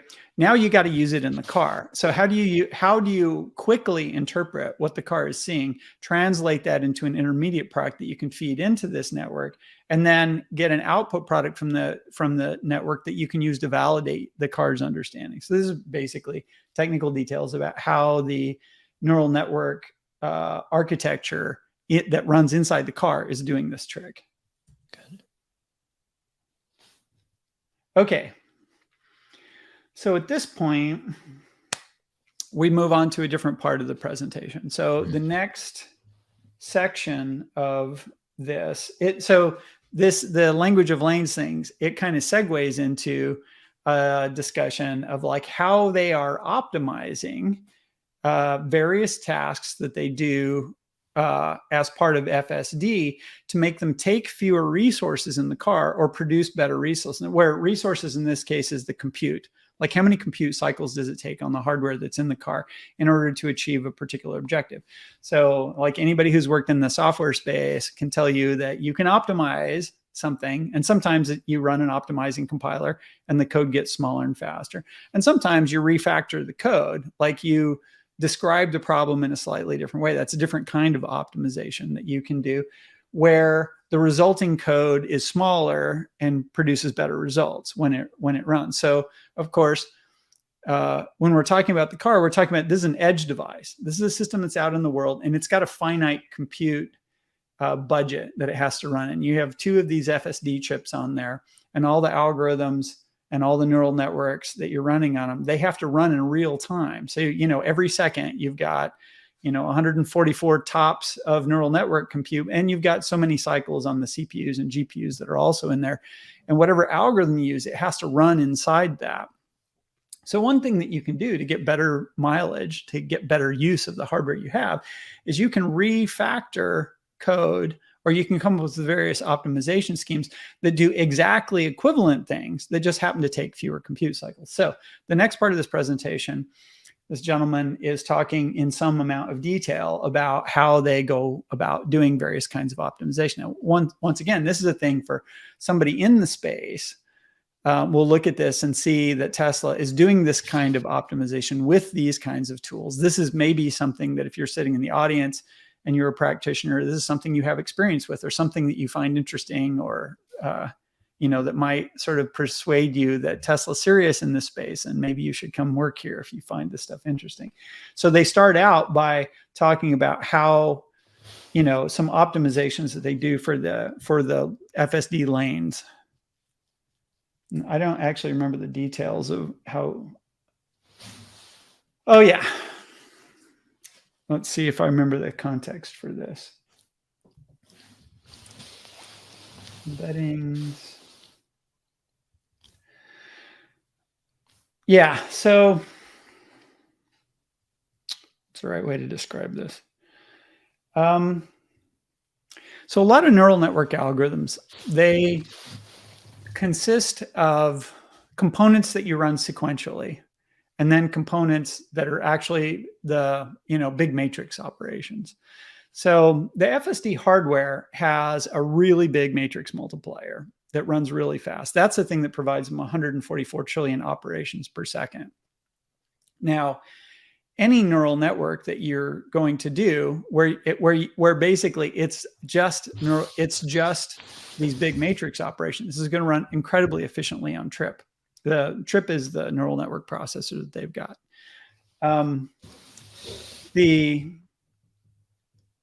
There are algorithms that won't run as well on this hardware. So one of the risky things about designing your own hardware for doing neural networks at this point of the neural network revolution is that the field moves really fast. And so you could design a piece of hardware that's really, really good at running some particular algorithm that your system is highly dependent on. And then a year later, you find out there's a better way to do it, but it doesn't run as well on your hardware because maybe it needs some ingredient that you didn't include in your hardware, or maybe it rearranges a problem natively in a way that didn't do that. And so the FSD lanes, they kind of do this. They have this sort of transformer-ish bit to them, which requires the CPU to do some stuff, and then a matrix multiply, and then you go back to the CPU and you do some stuff, and then you got to go do this matrix multiply, and then you do the CPU. And so you're going back and forth a bunch of times, and that takes time. It's not a good use of resources. So in this particular presentation, they're detailing like how they refactored that problem to basically take the CPU parts, think about the problem in a slightly different way. It's functionally equivalent, it produces the same results.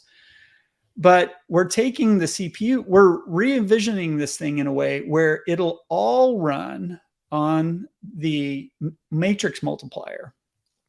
So we don't have to go from the matrix multiplier back. Now, it might take more matrix multiply resources than it took before. But the thing is, previously it was kind of slow because you'd do a certain amount and then you'd have to switch over to this process and you'd go back and forth. So you wouldn't be making as good a use of your hardware, and you'd be accumulating latency from having to pop back and forth between these two things.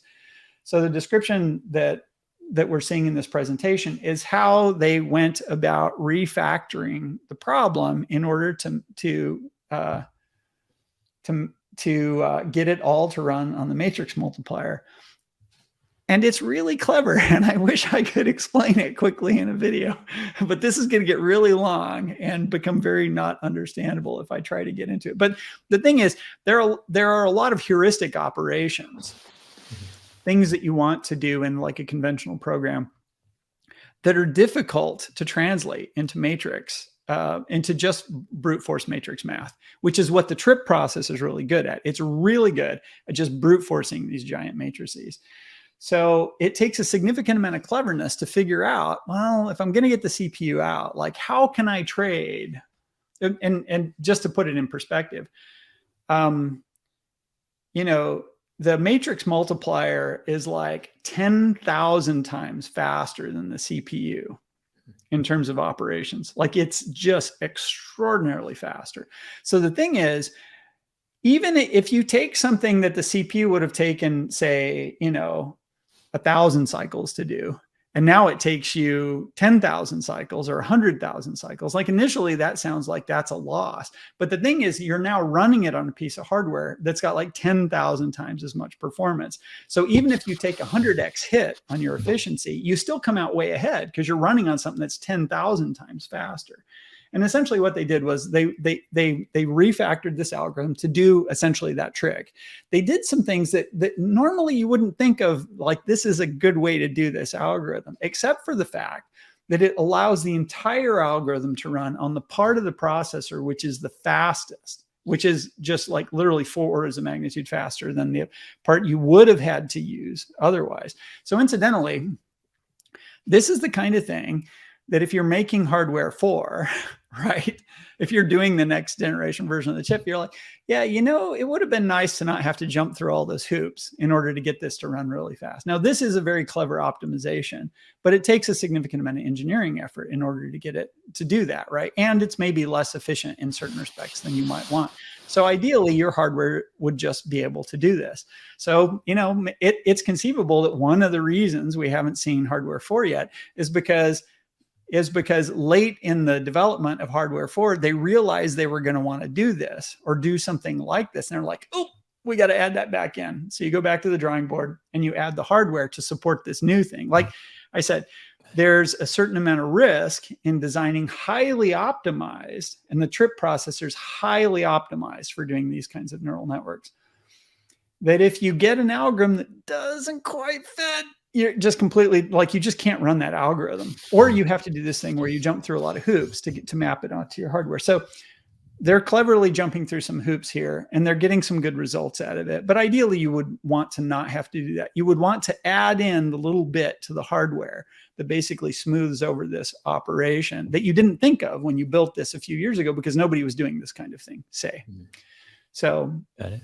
I don't know that's what's going on here. Like, I don't know that they're adding this stuff to hardware 4. I'm just using this as an illustration of the trade-off between getting your hardware sooner versus waiting a little longer, so that more of the research results and more experience with the stuff you've done so far can be included in the design of your new chip, your new sensor suite, whatever. Got it. Makes sense. Okay. Yeah, so this is kind of a listed description of stuff that they did to do this particular conversion. Let's see if I can explain this.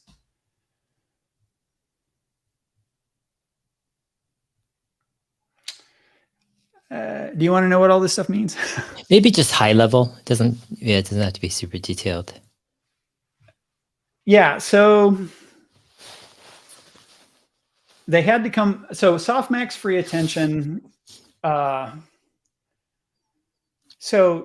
Transformers, which is the neural network architecture that they wanted to use in this because it's really good at GPTs, it has a subsystem in it called attention, which is where when the neural network is evaluating sequence, one of the things that it does is it figures out when it does the you have a sequence that gets loaded in, which is maybe 100 tokens or 1,000 tokens.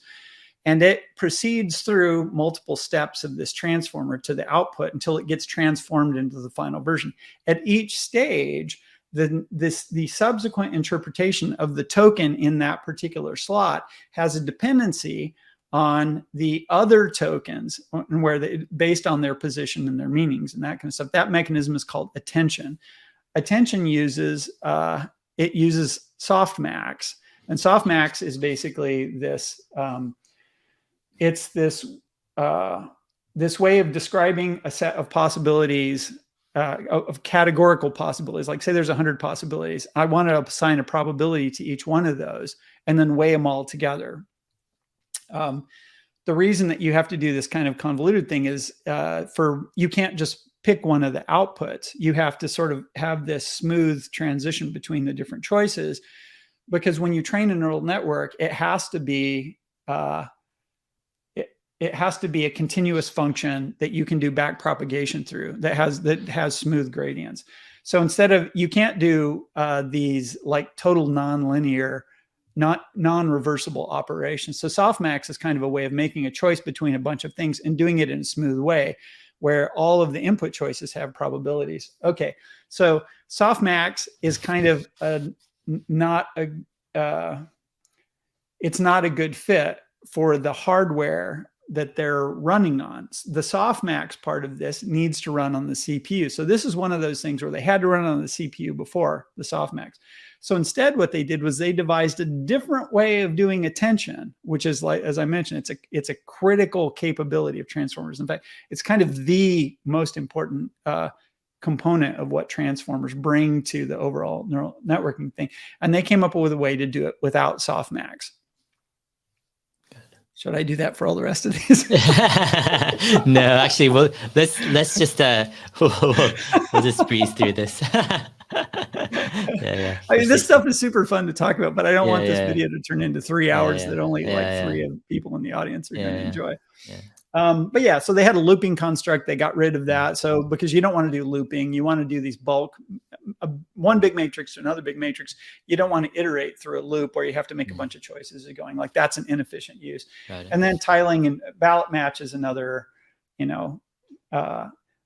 another process that you can use for converting something that's kind of sequential into something that can be handled in a batch mode.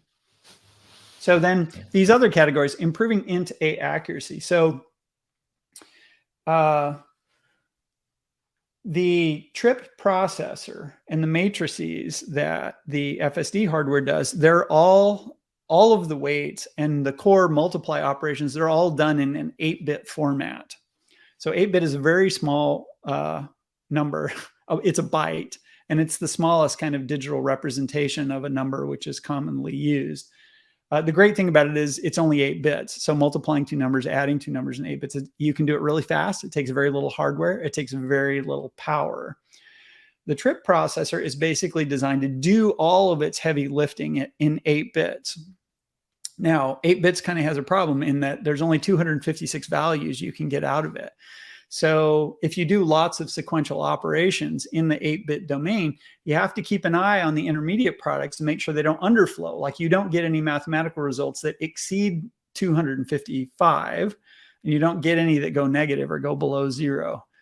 Or if you're going from, plus 128 to minus 127, that's another sort of, that's the signed integer thing. This is a signed int. Anyway, so if you work in a higher precision format, 16 bits, 32 bits, or something like that, you don't have to spend as much time checking your intermediate products.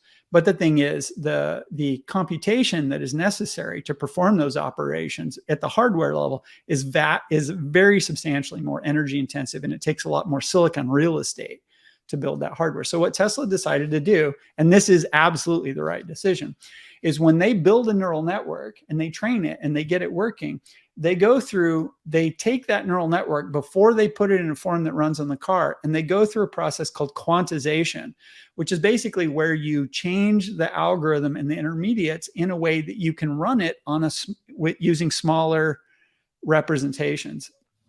So when they trained it, they might have trained it using 32-bit or 16-bit representations, but then when they get done, they do this optimization pass, which is called quantization, that makes it so the whole thing can run it in 8-bit representations. It turns out that this works great for neural networks. Like 8-bit integers are plenty for doing inference on neural networks.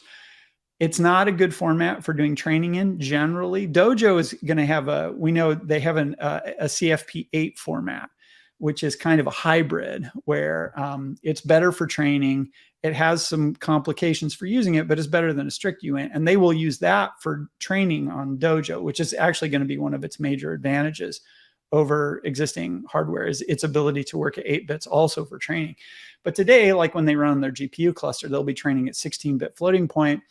They'll generate a set of outputs. They'll go through quantization to render it into an 8-bit integer form.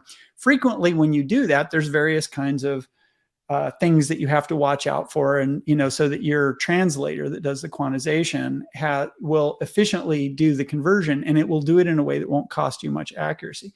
So this middle column of things is our novel algorithmic elements that the team had to develop in order to be able to translate their trained up model into a form that would run efficiently on the car with a minimum loss of accuracy. So that's what's in the middle category here. Got it. And then the stuff on the right, this is basically sort of pretty conventional compiler optimization stuff, where I've got a piece of code, I want to turn it into a binary that runs really fast, and there are various kinds of optimizations that I can do when I do that translation, where I look for redundancies and I remove them, or I look for ways that the code could map better onto the hardware, and the software automatically figures that out and refactors the code to get it running. So this is more classical sort of optimization stuff. So they're doing all kinds of stuff on here. They're doing some really novel stuff. to map the problem onto the domain of the hardware they have. They're doing stuff that basically deals with the limitations of the hardware, specifically that they've got this improving int 8 actually. And then they're doing some advanced but conventional compiler optimization type stuff. That's this third category. And then he shows what they got at the end of it. 75 million parameters, 9.6 millisecond latency, 8-watt power. So is that yeah. So that's just a metric for like what they were able to achieve. Got it. 75 million parameters. That's the size of a neural network. It's not small. It's not. It's the FSD neural network, right? Yeah, the FSD lanes network. It looks like is 75 million parameters.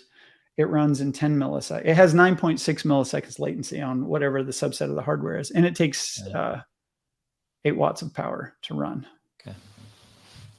Okay.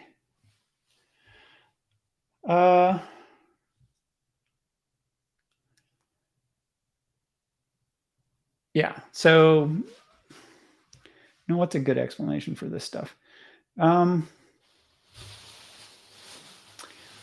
This is more technical details about how they're doing optimization to make it fit well in the car. So some of the upper blocks are like the structure of neural networks. Yeah, I'm not going to have a good explanation for this one. That's going to be concise and meaningful. Okay, compiler toolchain. Okay, a compiler takes human written code and converts it into the binary format that you can run directly on the hardware. And more broadly, so compilers, once upon a time, compilers just did whatever they needed to do to just make some basic binary representation. But as code becomes more complicated, and as the trade-offs on the hardware become more complicated, it becomes possible to build compilers that understand, that extract the intention from the code and try to figure out a better way to map that onto the hardware that they're being asked to create a binary for than just the most straightforward thing. And this is what optimizing compilers do. Optimizing compilers can get arbitrarily complicated depending on how complex that mapping is. Like, how deep are they going into what the code is trying to accomplish to refactor it, and how sophisticated a model of the hardware are they operating from in order to extract the most performance out of all the different elements. Remember the FSD, it's got, it has two FSD chips in the hardware 3 box. Each one of those FSD chips, they have 2 different independent, really large matrix multipliers that kind of run as a standalone engine. They have several CPU cores, several GPU cores, and then they have all these DMA engines and stuff too. Plus they have bandwidth limitations interconnecting all these things, and bandwidth limitations going off chip to the flash memory, which it loads code from, and DRAM, where it stores intermediate products and whatnot. It also has a very large on-chip memory and caches and whatnot. So a really good optimizing compiler has to have a really good model of how all of those parts on both of those chips, including all the DRAM and everything, interact, so that when it comes up with a formulation for the binary that's going to run on that, it's extracting as much as possible as it can out of the hardware in order to achieve the intention that the code was written to do. This is a really complicated technical task. And the more complicated the hardware gets, the harder it becomes. Tesla's basically developing their own optimizing compilers. They have these deep understandings of all the widgets that go into their FSD chip, and can extract the intention of the code from the way that their system builds the code in order to do this mapping. So all of that stuff is the compiler toolchain. So a compiler toolchain is a compiler, but it's a compiler that's built in multiple modules where you have different pieces that run, and each one of them does a different chunk of the optimization process. So anyway, a lot of this is just basically technical details that would be interesting to somebody who was in that space for doing this kind of stuff. I'm going to leave it at that. Yeah, so here they're going into some of the methods that their compiler tool chain is using to optimally map the code intention onto the hardware that they have. So this top blocks, SOC A and SOC B, these are the two FSD chips. And each of them has, I talked about these big matrix multiplier. They call those trip 0 and trip 1. So you can see SOC A has trip 0 and trip 1, and SOC B has trip 2 and trip 3. And then SOC A also has a GPU, CPUs, right? And this is basically a profiler graph. A profiler graph basically shows you when your code is running, what resources is it using and how is it using them and how long does it take? So they're basically drawing some graphs right here that show when they run, when FSD is running on this, like how are they scheduling the subsets of the FSD code to run them on the different elements that are going on. So you can see that on the right here, they've color-coded occupancy network, lanes network, moving objects network, traffic controls and road sign network, path planning network. So these are 5 different major subsets of the neural networks that are running on the car. And I think, yeah. So the color coding. It's interesting. Yeah.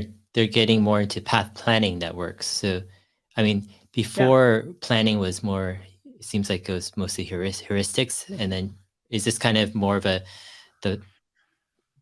we talked about the path planning networks on the previous FSD thing, where we talked about the scenario, for instance, when they had the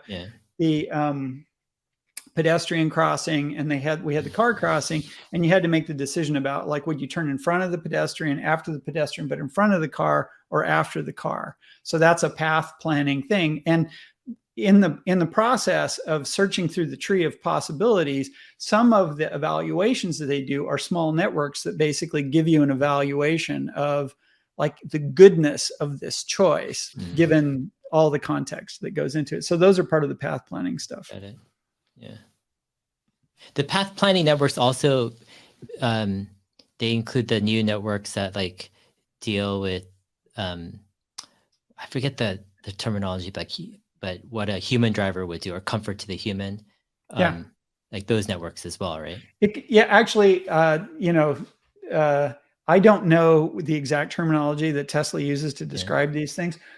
They're going to have multiple neural networks involved in their path planning. And I don't know which one of them they call the path planning network, right? They're probably whatever the biggest one, the oldest one that they had, it gets that name. And then the others have some variation on that name. Yeah. So I don't know which component of path planning is running on this network that they call the path planning network, but it's probably involved in path planning. So, Got it. All right. Anyway. So what we're seeing on this graph is essentially they're showing us how they've taken this neural network, or this set of neural networks. And I think I asked somebody and they said there were 100, or maybe I heard someplace that there were roughly 100 things that get scheduled onto the thing. They break it up into chunks, and they run it on the hardware, and they partition it across the hardware in a way that makes optimal, where you want to keep your hardware as busy as possible, because you want to make good use of it. And that requires you to, like, put the data in the right place, be running things on the processor that are a good match to it, because they have GPUs and they have CPUs, and then they have the trips. And the trips, like anything you can run on them, they run really, really fast, because they're the lion's share. They're way over 99% of all the compute is in the trips. But the GPUs are useful and the CPUs are useful, and they can do some stuff that you can't do on the trips. So a lot of processes, like you can see the moving objects network here, it's blue. You can see it's got chunks that run on the trips, where, DMA in is where they bring in the data. Compute is the multiplier actually doing those operations and whatnot. And then DMA out is where the results come out of that trip and they get written back to memory.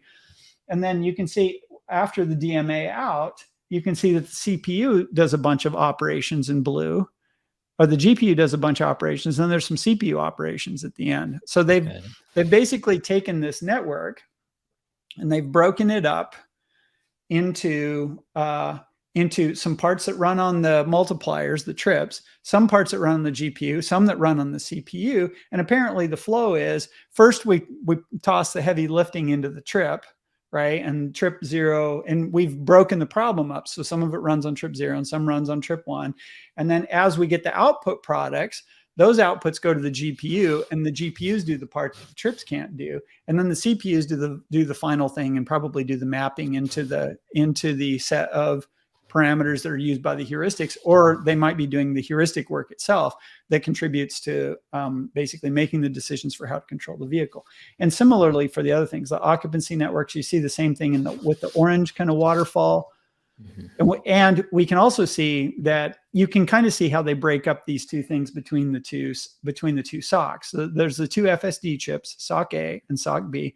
And so you can see that like occupancy networks, and let's see what the moving objects network, which is the blue stuff, it entirely runs on SOC A. But you've got some stuff like the occupancy network, it runs some on SOC A and some of it runs on SOC B. And then there's some things like the lanes network, the green one, that's mostly running on SOC B. And in any case, they've got this scheduler that has SOC A and SOC B, and it treats it as a unified set of compute resources.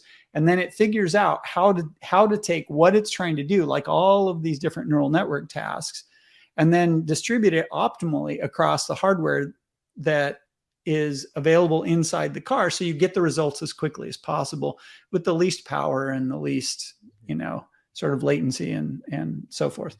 Once again, this is fascinating to people who work on this stuff, even though it probably to most of the audience that's watching us is going to just seem like a lot of like noisy detail. Mm. But they're demonstrating a level of maturity in the product and in FSD by showing us the class of problems which are currently like on the tip of things that they're finding challenging and interesting to work on that are making significant contributions to the project right now. Okay. Okay. This is I thought this was pretty funny. They showed this picture, which is just basically, I don't know, it's like 100,000 node, graph that they randomly mapped into 3 space or whatnot. And I think the point of this is just like, hey, the stuff we're doing is really complicated. Like when you try to make a visualization of it, it's just noise. It's kind of silly.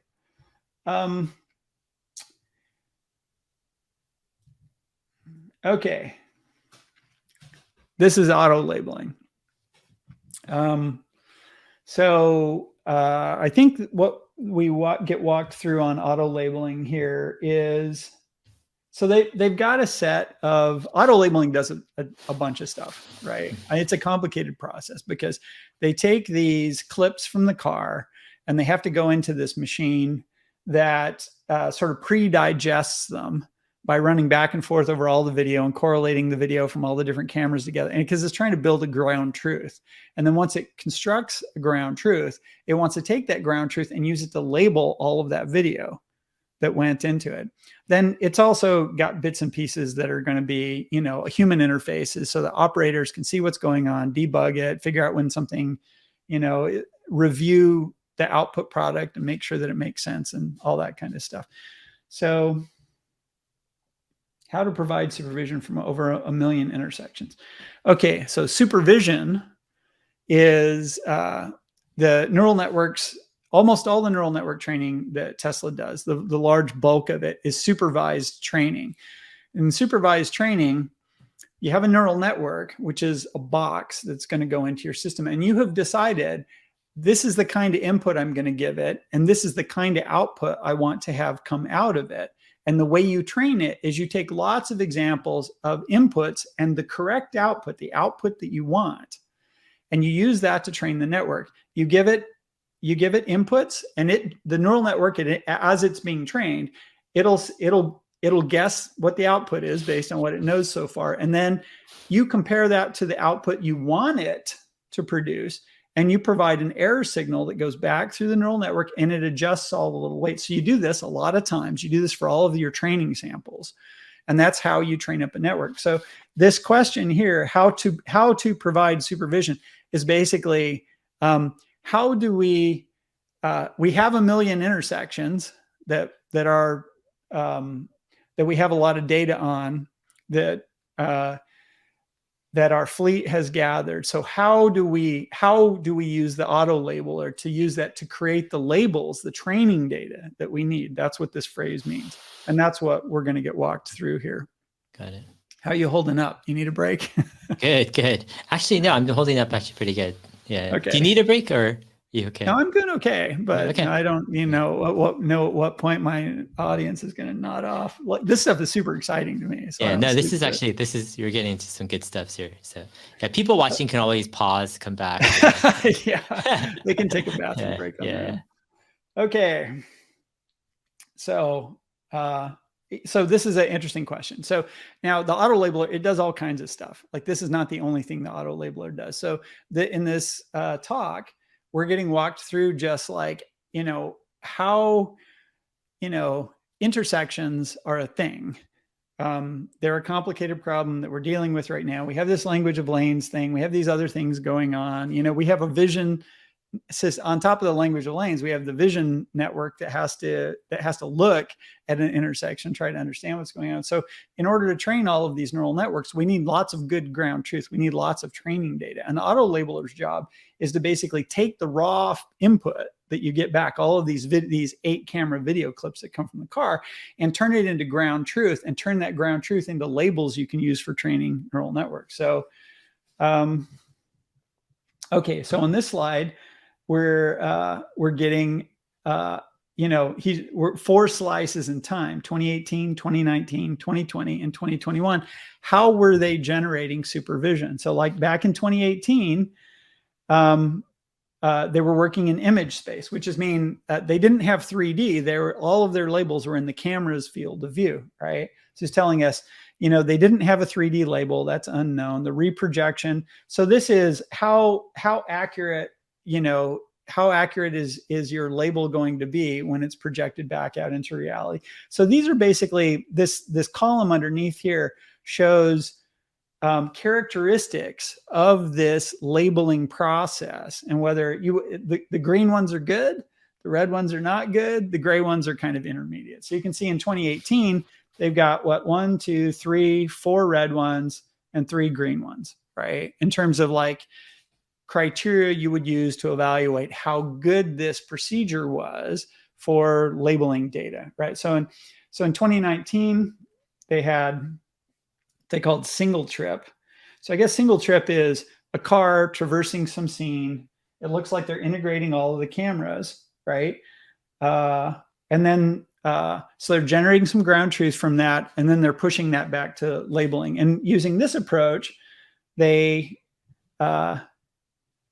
got some, you can see what the transitions were from 2018 to 2019. So the 3D label, there wasn't any at all in 2018. And then in 2019, they got some, but it was a manual label.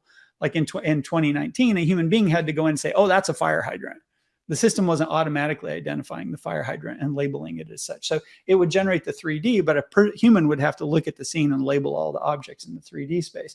So the reprojection, so that the pixel-wise accuracy, it actually degraded a little bit, but they still have it as green, so they must have considered it good enough. Okay, so for the single trip manual or 3D label, it says manual.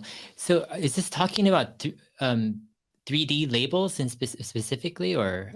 Okay, so each one of these columns is how they were doing labeling for data, like generating the supervisory signal they need for training, how they were doing labeling at each point in time, and the strengths and weaknesses at that point. That's what this slide is about. Yeah, so when it says under single trip 3D label, so right. in 2018, let's say they didn't have 3D labels, I'm guessing, right? They're just labels That's why on it's the unknown. image, right? Right. But in 2019, did they have 3D labels? Yes, this says they did. Like what would, because uh, how are they doing a 3D label? Like Manually. It's yeah, but do they even have a view that will show 3D? yeah, Like because the single, okay, so once again, on 2018, the image space, everything is its own frame. And yeah, every label is like, you know, a labeler, they get a frame and they label all the objects in it by drawing circles and giving them names and that kind of stuff, or drawing outlines. In 2019, they had started doing the video training from vision thing, right? So, got it. but single trip is I have a clip from a car driving Yeah. through some scene. That's why it's single trip, right? Got Because it. what we learn is that later they have multi-trip ones where they'll have a particular intersection and they can accumulate the data from multiple different vehicles traversing that intersection, and each vehicle makes the ground truth of that intersection, which they save from trip to trip better and better and better. But in 2019, they were training from video, or they were running the auto labeler on single trips, and they were generating like 3D and whatnot. But you know, it wasn't as good as what they have today because of things they've added since then. So that's Would what you we're say, seeing. I mean, 3D label, would it just be simply like just labeling the video? Like what's in the video over frames? So like a fire hydrant throughout the video clip, would that be a 3D label, or is that something different? Now 3D, so to do a 3D label, you have to build a 3D scene. So remember, the car drives through some environment and you get a bunch of video from all the cameras. Mm-hmm. So to turn that into a 3D scene, you have to basically process all that video and figure out what the 3D ground truth is. In other words, you construct a 3D model of what the scene was that the car must have driven through in order for the cameras to produce the video they produced. Does that make sense? Yeah. I mean, in 2019, I mean, at Autonomy Day, it seems like Karpathy was talking about some 3D kind of reconstruction or stuff, but it seemed more experimental or very early on in their journey. So I would imagine these manual 3D labels, it's not on a big scale, right? We're talking about in 2019. It's probably well, so as of 2019, remember, so autopilot is like it evolves. So in 2019, when they started doing this, they might have had some neural networks that they were starting to train with the 3D data. And they might have been using some 3D data mixed in with their image space data, right? In other words, they had a system that was built and trained on image space data. And then you start introducing the 3D data. Well, the first thing you do when you do that is you use the 3D pipeline to give you better image space data. And in fact, when they first described auto labeling to us, that was the process that was described. That is, the car drives through a scene, we generate a 3D representation of that scene from all of the video, and then we label it in 3D. So once you build your 3D model, a human being looks at the 3D model manually and says, that's a fire hydrant, that's a tree, that's a pedestrian, and so on, right? Then once you've got all those labels, you run this auxiliary process that takes all those labels and connects them back to the frames. Like, for instance, you got a fire hydrant. Each camera that saw the fire hydrant at some point in the progression of the vehicle through the frame, it gets a label for fire hydrant for the portions of the pixels that map onto the fire hydrant. So the human labeler only has to label the fire hydrant once, and that gets pushed back to all of the frames that saw that fire hydrant. You only do one label. So it's a big advantage over the image space where a human has to draw every outline in every frame. Got it.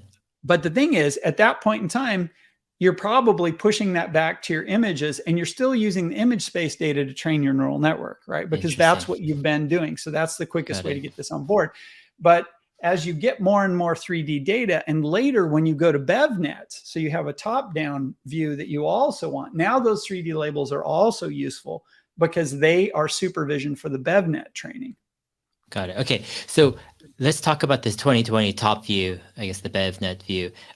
So how does it change? So in 2019, let's say they reconstructed 3D scene manually. People are going in labeling the objects in the 3D video scene. That gets basically applied to each image, and then they use the images to train. But in Right. 2020, what changes with this top view, and how does the labeling change? Well, so in 2020, what I'm getting from this is when they're starting to use the bird's eye view, the top-down view. So that starts being an output that the neural networks in the car are trained to produce.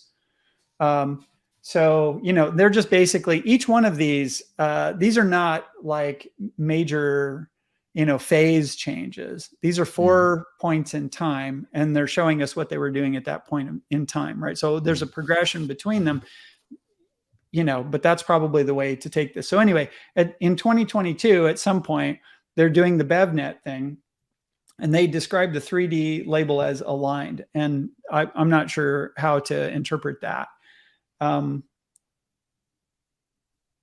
It may be, so at some point, reconstructed. Yeah. At some point, the auto labeler itself starts running neural networks that identify objects and apply. Initially, it would be a tentative label, like the auto labeler would basically say fire hydrant, and it would tentatively label something a fire hydrant, and then later a human would validate that. And as the system gets better and better, pretty soon the human's just spot checking to make sure that it's getting all the fire hydrants right. And eventually, the end goal is humans never have to worry about the fire hydrants, because the system's really good at spotting fire hydrants with the neural networks that are running as part of the auto labeling process. So I'm imagining that aligned here is one of the intermediate stages for getting the auto labeler to generate those labels, because they're still pushing them back to the input frames. Yeah. But in addition to that, they're now generating a top-down view, which is used to provide guidance for the BevNets. Got it. I mean, could one interpretation of a line be that you have humans manually or reviewing to see what's misaligned, what labels are out of place, so you just fix those only, versus 2019 you're actually labeling everything like from scratch? But 2020, I take manual to be human beings are the bulk of the work on doing the labeling for the 3D labels, for generating the 3D labels. Yeah. And for 2020, perhaps so a next step would be like, if you have labels that you can already generate at the frame level, then maybe what you do is you take the frame labels that you're generating and you project them into the 3D space to generate your 3D label, and it's derived by aligning the various frames. So essentially you have an alignment process that you're applying to. In other words, your core labeling method is still in the frame space, right? So what you're doing is you've got a system that labels in the frame space, and then you align all of those frame labels to generate the 3D label. I see. So for example, if there's a fire hydrant, you're looking through each frame to label the fire. So basically, maybe you have 500 frames where the fire hydrant was in view, and in 492 of those, the frame network correctly identified a fire hydrant and drew an outline for it. Then the algorithm basically takes those 500 frames and figures out where the fire hydrant must have been in 3 space by overlapping all of those, by aligning all of the individual frames. So then once it has that, it can generate a 3D label. And it could put the label in the missing frames too. The ones that didn't, maybe the fire hydrant is obstructed by a tree or a pedestrian or something in between. You can still label it, right? But more importantly, in this case, they're just talking about the 3D label. So they're generating the 3D labels. This is probably what it is. They're aligning frames in order to get their 3D labels at that point. And then so in the multi-trip in 2021, they're reconstructing the fire hydrant in 3D. So they're building a 3D model of it, and that generates their 3D model. Their 3D label. Got it. So what else do we see? Labeling per clip. So we see that how the time changes, right? So in 2018, they were spending 533, human hours, I take it, to do the image space labeling. And then this is to do 1 clip's worth of of labeling. Then on the single trip, it was 3.5 hours. And this is probably because you have human beings going through manually labeling stuff in 3D. And then in top view, once they have the 3D label alignment thing working, now it's only taking 0.1 hour, human hour on average to do a clip. Got it. And in the multi-trip, it looks like they still have. So for multi-trip 2021 reconstructed, so what I'm getting is they reconstruct a 3D scene from the video input. And from that 3D reconstructed scene, that's where they'll pull the 3D labels or identify all the 3D objects in that reconstructed scene, I'm guessing. And then from that, you back propagate it to label all the video. Well, this is once again, that column that you're reading out of is just 3D label. I think it's just basically saying, where does the 3D label come from? Yeah. So, in 2020, the 3D label was being generated by aligning the labels in the frames that contribute to that section of the 3D volume.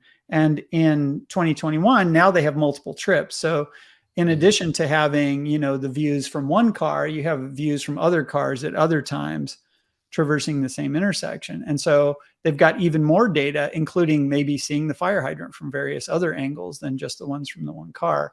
And so now what they can try to do is they can try to build a 3D model in their representation of the fire hydrant. Got it. So would you say, at least with this auto labeling kind of snapshot, that they're doing most of their 3D or auto labeling with multi-trip type of situations where they have more than one clip on of an intersection? I think they're doing all of it with multi-trip now, right? Interesting. Is like what they're telling us. So if they only have like one clip of a place, they're not doing really auto labeling or 3D auto labeling from that?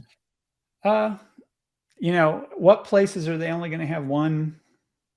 What place in the world is there where they took a clip and only one Tesla ever drove through it, right? Like it could be. The thing is, like, if it's in your neighborhood and you're the only guy in town with a Tesla, you've probably driven through the intersection more than once, right? Perhaps. So it doesn't have to be other people's cars. That's it true. Can be your car multiple times. Yeah. There probably are places where, I mean, there's no question there's going to be sparsity of data. Yeah. There are going to be places where they don't have a lot of data. But the thing is, if they get it, remember the point of this stuff, they're not trying to build a neural network that memorizes the world by having seen everything. What they're trying to do is build a really large collection of really high quality labeled data. So, so if there are places in the world that only one car has ever been through, you just don't take those. You pick the top, million intersections you take the top million intersections that you have the most data on, and maybe the 1 millionth best one that you have, you've got, 3,000 vehicle traversals or something like that, which might be plenty to make a really, really good model of the intersection. Yeah. All right. Makes sense. So anyway, we could go through all the boxes in this, but I'll leave it to the viewers to read through. So so the columns are points in time, and they basically have a label for each one that roughly describes the procedure they were using. And then the rows, 3D label is, how are they deriving the label in 3D space for all of the objects? Reprojection is probably how accurate, how accurate are the labels when you reapply them back, when you project them back into the original image frames. So obviously less pixels is better. Apparently 7 pixels is kind of so-so in 2020, but they're at sub 3 pixel now.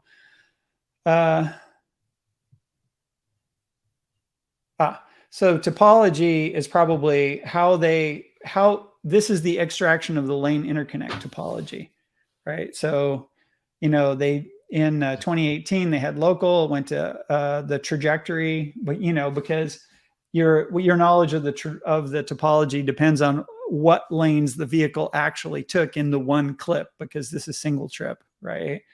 In the top view, now they have unlimited. Oh, because you can, you can combine multiple different, I guess they're combining different things in top view. Yeah, they must have some kind of thing going on there. And then in multi-trip, they're doing reconstruction. So they're reconstructing the entire intersection from all the traversals they have, and then they produce a topology based on that reconstruction. So the labeling clip, this is like how many human hours it takes per clip. Obviously, this has gone way down over time. Compute is like how many computer hours get used to process each clip. And, you know, it went from not needed to 1 hour up to 2 hours in 2020, and now it's down to 30 minutes.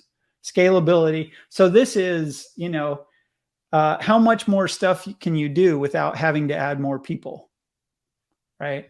So, or rather, how many people do you need to make it go, or how many computers? That's scalability too. And then the bottom one is engineering effort. And the engineering effort is one where we've seen like the engineering effort has gone up over time. So we can see why engineers are a critical resource, even more critical than ever. Okay, that one took a while.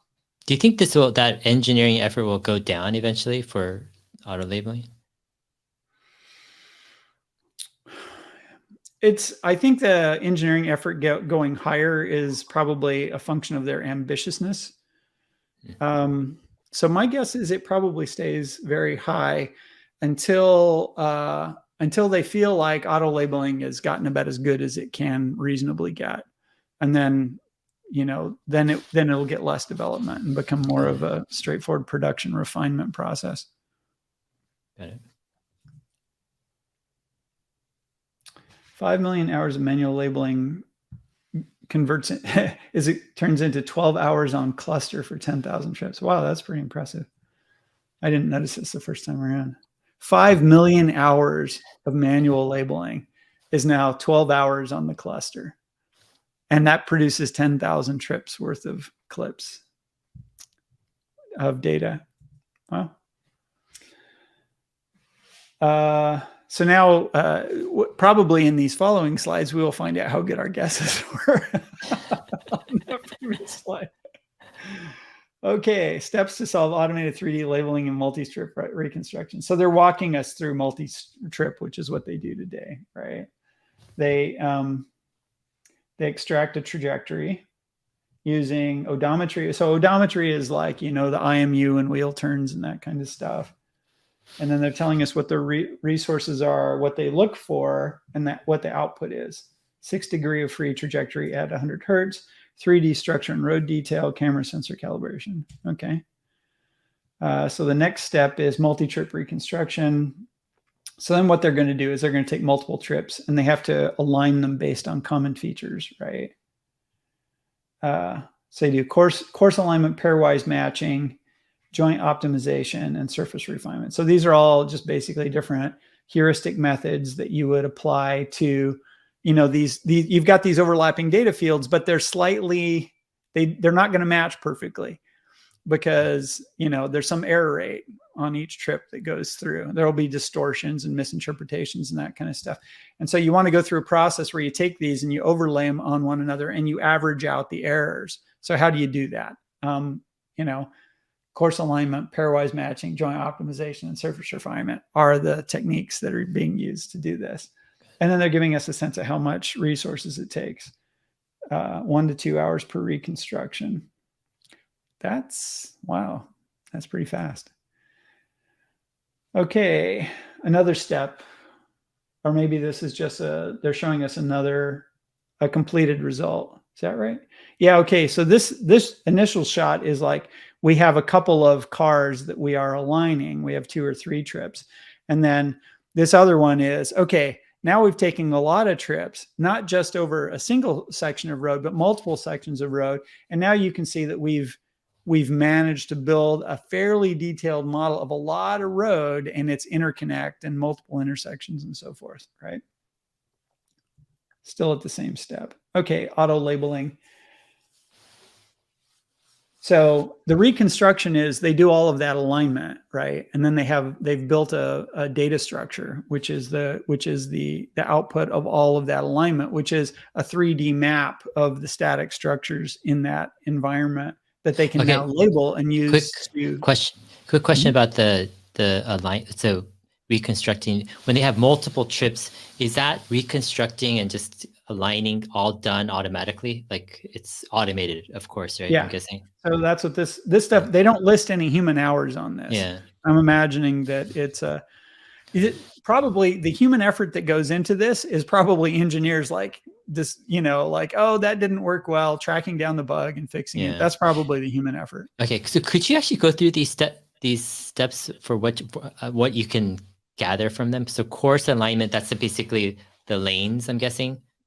Yeah. So if you have two different trips that are similar but not identical, then you're going to take chunks out of them that are most similar, and you're just going to do a pretty brute force alignment of the data that each of those vehicles took on the chunk that matches the other vehicle.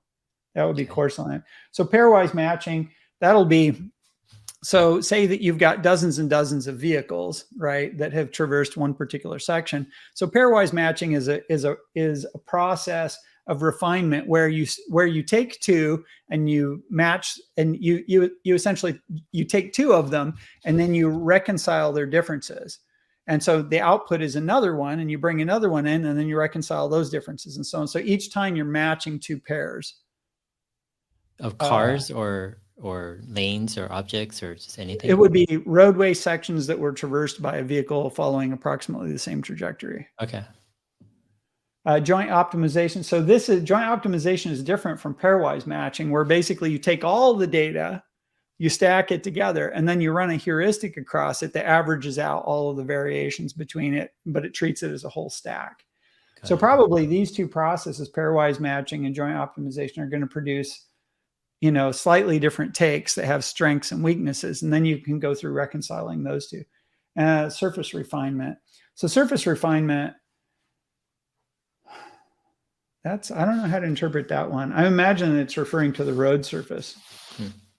Because at the end of the day, what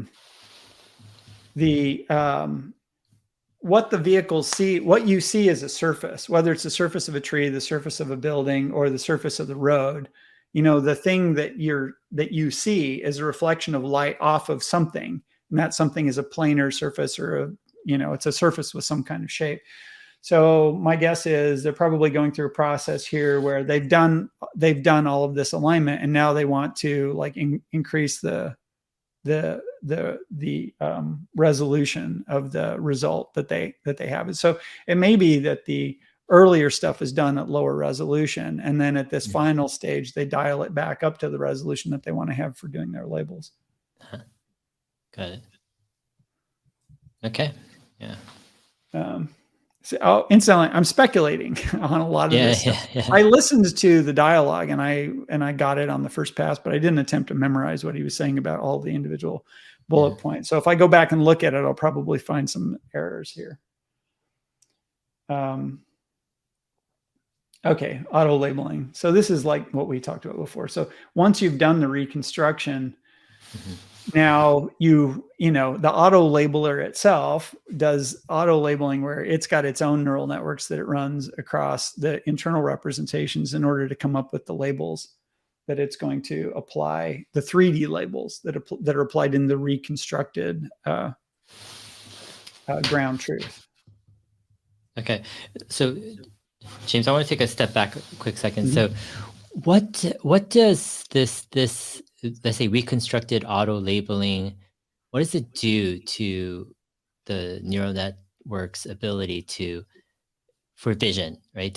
How does it improve does it improve, I'm guessing not just that scene that it was trained on, but I'm guessing, it'll also apply to other new scenes, right? New places that the car goes to, because it will somehow, use that training to come up with better abilities, right? It's a good question. Right? So stepping back to the original point of this, the point of this is to provide supervisory signal when you're training in the neural network, right?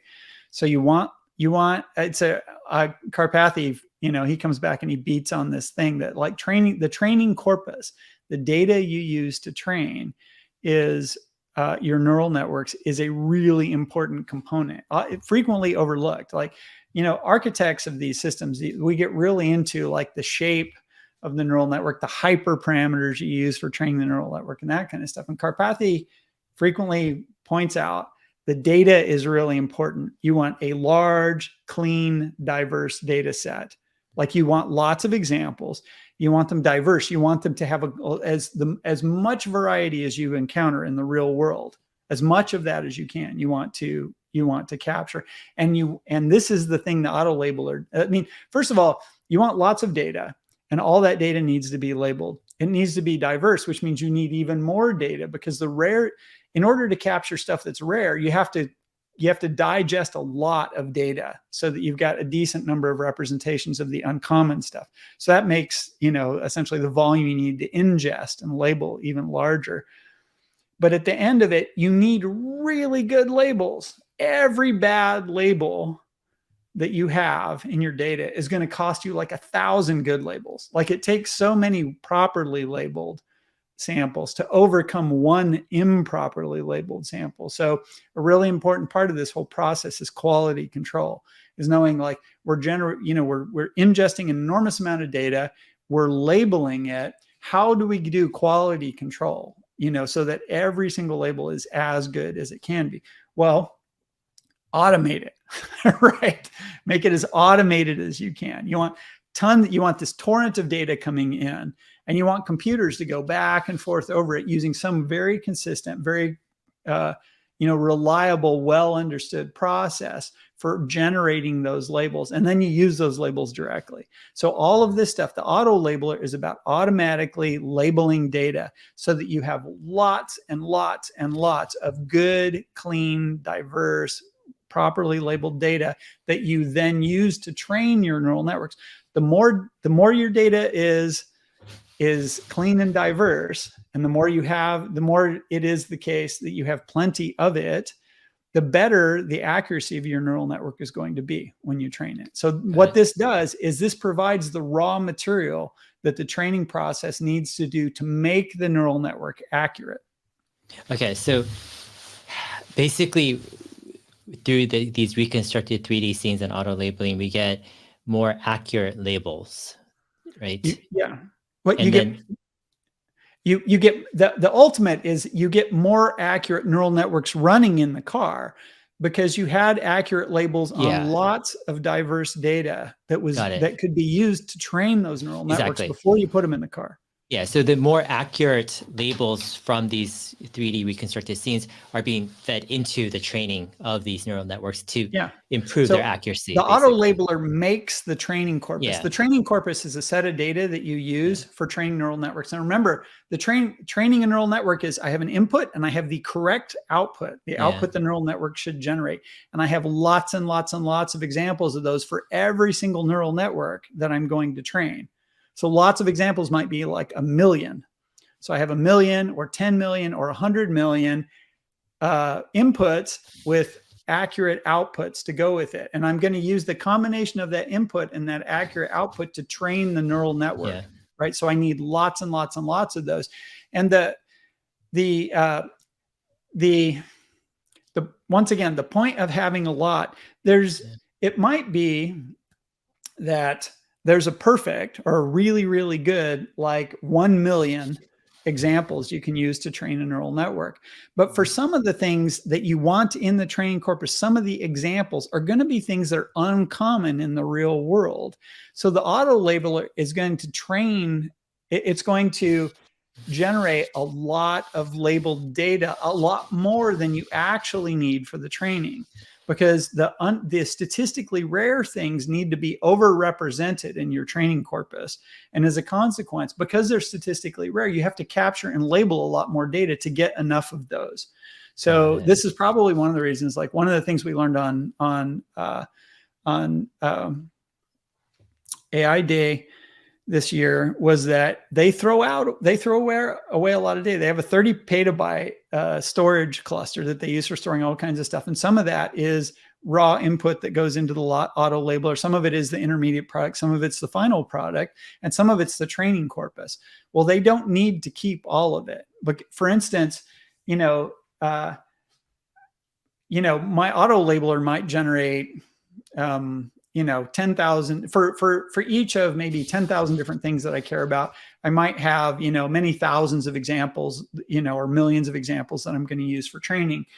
But because the statistical distribution of stuff I want to train on doesn't match the statistical distribution of reality. I need my corner cases, my edge cases need to be overrepresented in my training data so that I do a good job on those. Like the training isn't going to work very well on things where you have too few examples. So what happens is that in your training corpus, you need some things that are rare, you need to be overrepresented. And to capture enough examples of those, you have to over capture the other stuff. And what that means is you throw it away. You're not actually going to use it to train. So you toss a lot of that stuff out.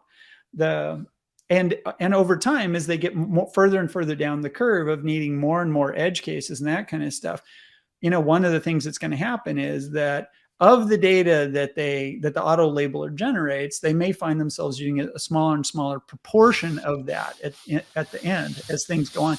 You still have to run the auto labeler. You still have to generate all of this data. But the thing is, the things you're looking for might be, as they become more rare, you know, you're fishing more and more fish in order to get fewer and fewer of the, you know, golden ones or whatever that you need at that point in time. Okay, so for this reconstructing scene, so the input isn't the 3D scene, it's actually just the video clips, right? That the input is a raw data from the car, yeah. Right, okay, and then it's not just, okay, but it's actually multiple video clips that are feeding into this reconstructed 3D scene. Like you get, each trip generates a reconstruction, but just of the stuff that car could see. And then you overlay those multiple things, you know, so this car goes this way, this car goes that way, another car comes this way, another one goes here. Some of them are during the day, some are at night, some are with the sun there, some are with the sun here, the parked cars move, right? And you take all that, you know, each one of those cars produces stuff. And then you do this pairwise thing, groupwise thing or whatnot. And you take what each car saw and you distill out the closest approximation to what was real, to the ground of truth. Like, where was that fire hydrant really? This car saw it there, this car saw it there, this other car saw it, came the other way and it saw it hit this place and so on. And so the more times you see it from the more angles, not just the fire hydrants, every single thing there, it gets seen multiple times from multiple different angles. And this reconstruction pulls all of that data together to build the ground truth. Like, so what Waymo does is Waymo gets a car and they put a bunch of precision instruments on it and they drive down the road and they microscopically measure what they can see from the road. And then maybe they do it from 4 or 5 different angles and they build it. What Tesla does is they run a bunch of cars through through this road network with different cameras, right, on them. And they produce basically the same data. They use more cars and they use a different process, but they end up making it, and they use it a different way. Waymo's using that data to make this HD map that they're going to use when they drive the car. Tesla's not doing that. They're not building an HD map that they're going to use to drive the car. They're building they're extracting ground truth so that they can put accurate labels on all the frames, and they can use those to train the neural network. So the output of the auto labeler is training data for the neural networks. Got it. Okay, so let me reconstruct this scene here. So you have, let's say, 100 clips of this one intersection or place that gets used to reconstruct a 3D scene. Auto labeler basically, you know, identifies everything in that scene, and then uses that to label each of the clips, everything inside each of the clips, right? And then all of that, those 100 clips with their new kind of auto-labeled, more accurate labels, gets fed into the neural nets for training. Is that basically and the really important part of this is, because you're generating the 3D ground truth, not only can you label what the cameras see, like you can go back to say, well, this camera on this car at this point in time, it was looking that way and this was in its field of view. And I can label, you know, pedestrian tree or whatnot, because the 3D model that corresponds to that, like I've labeled it and I've cross-correlated it 100 ways from never. And I'm super confident of every single thing that's in that 3D scene. But I can do another thing. I can look from the top down. Now, I can look from a position that no car ever saw. And I could say, well, what would it look like if I was looking down, right? And I use that for the BEV nets, because the BEV nets, they have to make a prediction that no car ever actually sees, right? So a big part of building the 3D model is not just labeling the clips that go in. It's being able to label novel points of view that couldn't have been seen, from that angle. I mean, you can also do stuff with obstructions and whatnot, like you're driving down a road and there's a median and there's some stuff on the other side of the median, but as you're passing the median, you can't see it. You get to the end of the median and you turn, the car can see down the road, and now it knew what was there. So now you can go back and you can label all those clips with stuff that the camera couldn't see. Well, what's the use of that? What the use of that is that frequently you might want to infer what's there based on the other stuff that you can see. So for instance, was the curb on the other side of this median, was it painted red or was it painted yellow? Or did it have a stripe or did it not have a stripe? It might be the case that if the neural network is properly trained, it can tell that by looking at the opposite curb. Like it can't see the curb that you're asking it to label, but it can see the opposite curb. But you're not comfortable with applying that label in this data until you actually see it. Well, the car doesn't see it until it turns at the end of the street. Then it can look down the road and it knows what the answer was.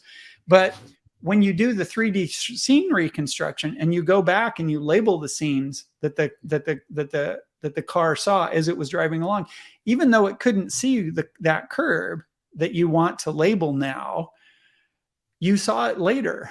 Right. So you can go back in time and label those things because you got it. So that's why that's why correlating all this stuff together over time matters, because all the different angles that you saw at different times and different cars at different times allows you to fill in all of the data. And it's frequently the case that neural networks will do a good job of guessing at stuff that they can't see. Like as a human being, you can be, you're driving along and there's a hedge, but there's another lane with oncoming traffic on the other side of the hedge. You just know it because of the the context that you're in. Well, a neural network, if it's only trained on a frame by frame thing, it could never guess that there's, it would never know. But you can train a neural network on a larger set of data that knows things that can't be seen by the camera at the instant the camera is taking the picture. And you can still label that, and the neural network can develop intuition that helps in that whole context. Yeah. So that just makes everything better. All of the accuracy elements in that situation improve. Yeah, interesting. Okay, so let's take this let's theoretically take it to an extreme. What if Tesla? It seems like this stuff is pretty much automated, right? So, what if hypothetically, let's remove the constraints of compute. So let's say hypothetically Tesla was able to do, who knows, 1 billion clips a day or something crazy. And let's say hypothetically there was some diversity, amongst those clips. How would that impact? Like, obviously, my gut feeling would make, Tesla's perception much more accurate. But is there any way to, I don't know, assess that? Like, is the main, I guess, limiting factor right now for Tesla in improving vision, is it a compute issue then? Like, do they have enough data? They're just kind of, they're compute limited where they're not able to run enough, let's say auto labeling that they could to improve the system. It's just a matter of scaling, let's say compute, or is that just one of kind of many other issues, I'm guessing, to improve perception? Okay. Dojo is important because compute is a constraint. And even if it's not a constraint today, it's probably a constraint, but it may not be like this critical constraint. It may be a constraint that's on par with other constraints that they have.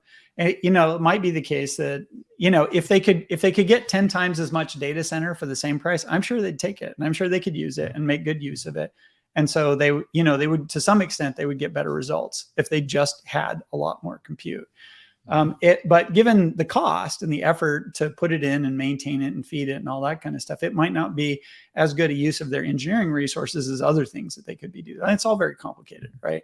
And it's all based on their guesses about what the results would be. And as time goes on, as they encounter various, bugs and problems and obstacles and whatnot, like, you learn more about how you should have allocated your engineering resources or your resources overall, and you do that. So compute is a constraint to some extent. It will be a much bigger constraint going forward, and that's one of the reasons why Dojo as an insurance policy is an important project for them to move on, but they've got other ones too. Got it. Yeah, because it seems like if you're able to pretty much, in an automated fashion, get ground truth from videos and then apply them and feed that into the training of those clips, it just seems like, I wouldn't say, I don't know, is that the holy grail of, improving It's perception really useful. in a sense? It's really useful. It's not, the thing is, it's not like every other constraint you have is like perfectly satisfied. Yeah. So you run into other constraints as your data goes up. I mean, one of the things that they told us was that about 25% of their data center time goes into running the auto labeler, but another 25% goes into training the occupancy network, right? So the occupancy network, like, man, that's a really heavy network to train. Like if it's taking that much resources to retrain the occupancy network. Well, the thing is, the training of the occupancy network, it's linear with the amount of data that you use to train it.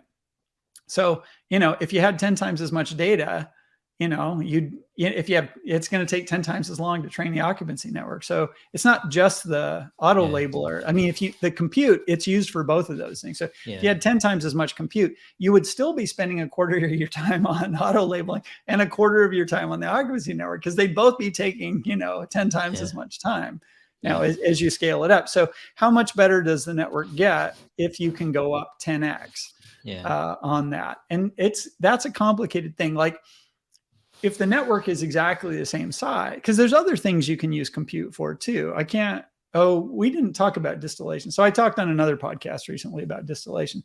Distillation is a way of basically taking a big neural network and making a smaller neural network that's just as good. Yeah. Right. It's just smaller. So when you run it in the car, now distillation is kind of a compute intensive process, but it's a way of optimizing a neural network down to make it smaller. So when you run in the car, it takes less resources. So one of the constraints that they have on the accuracy that they get in various neural networks is how big, how much neural network they can run in the car, right?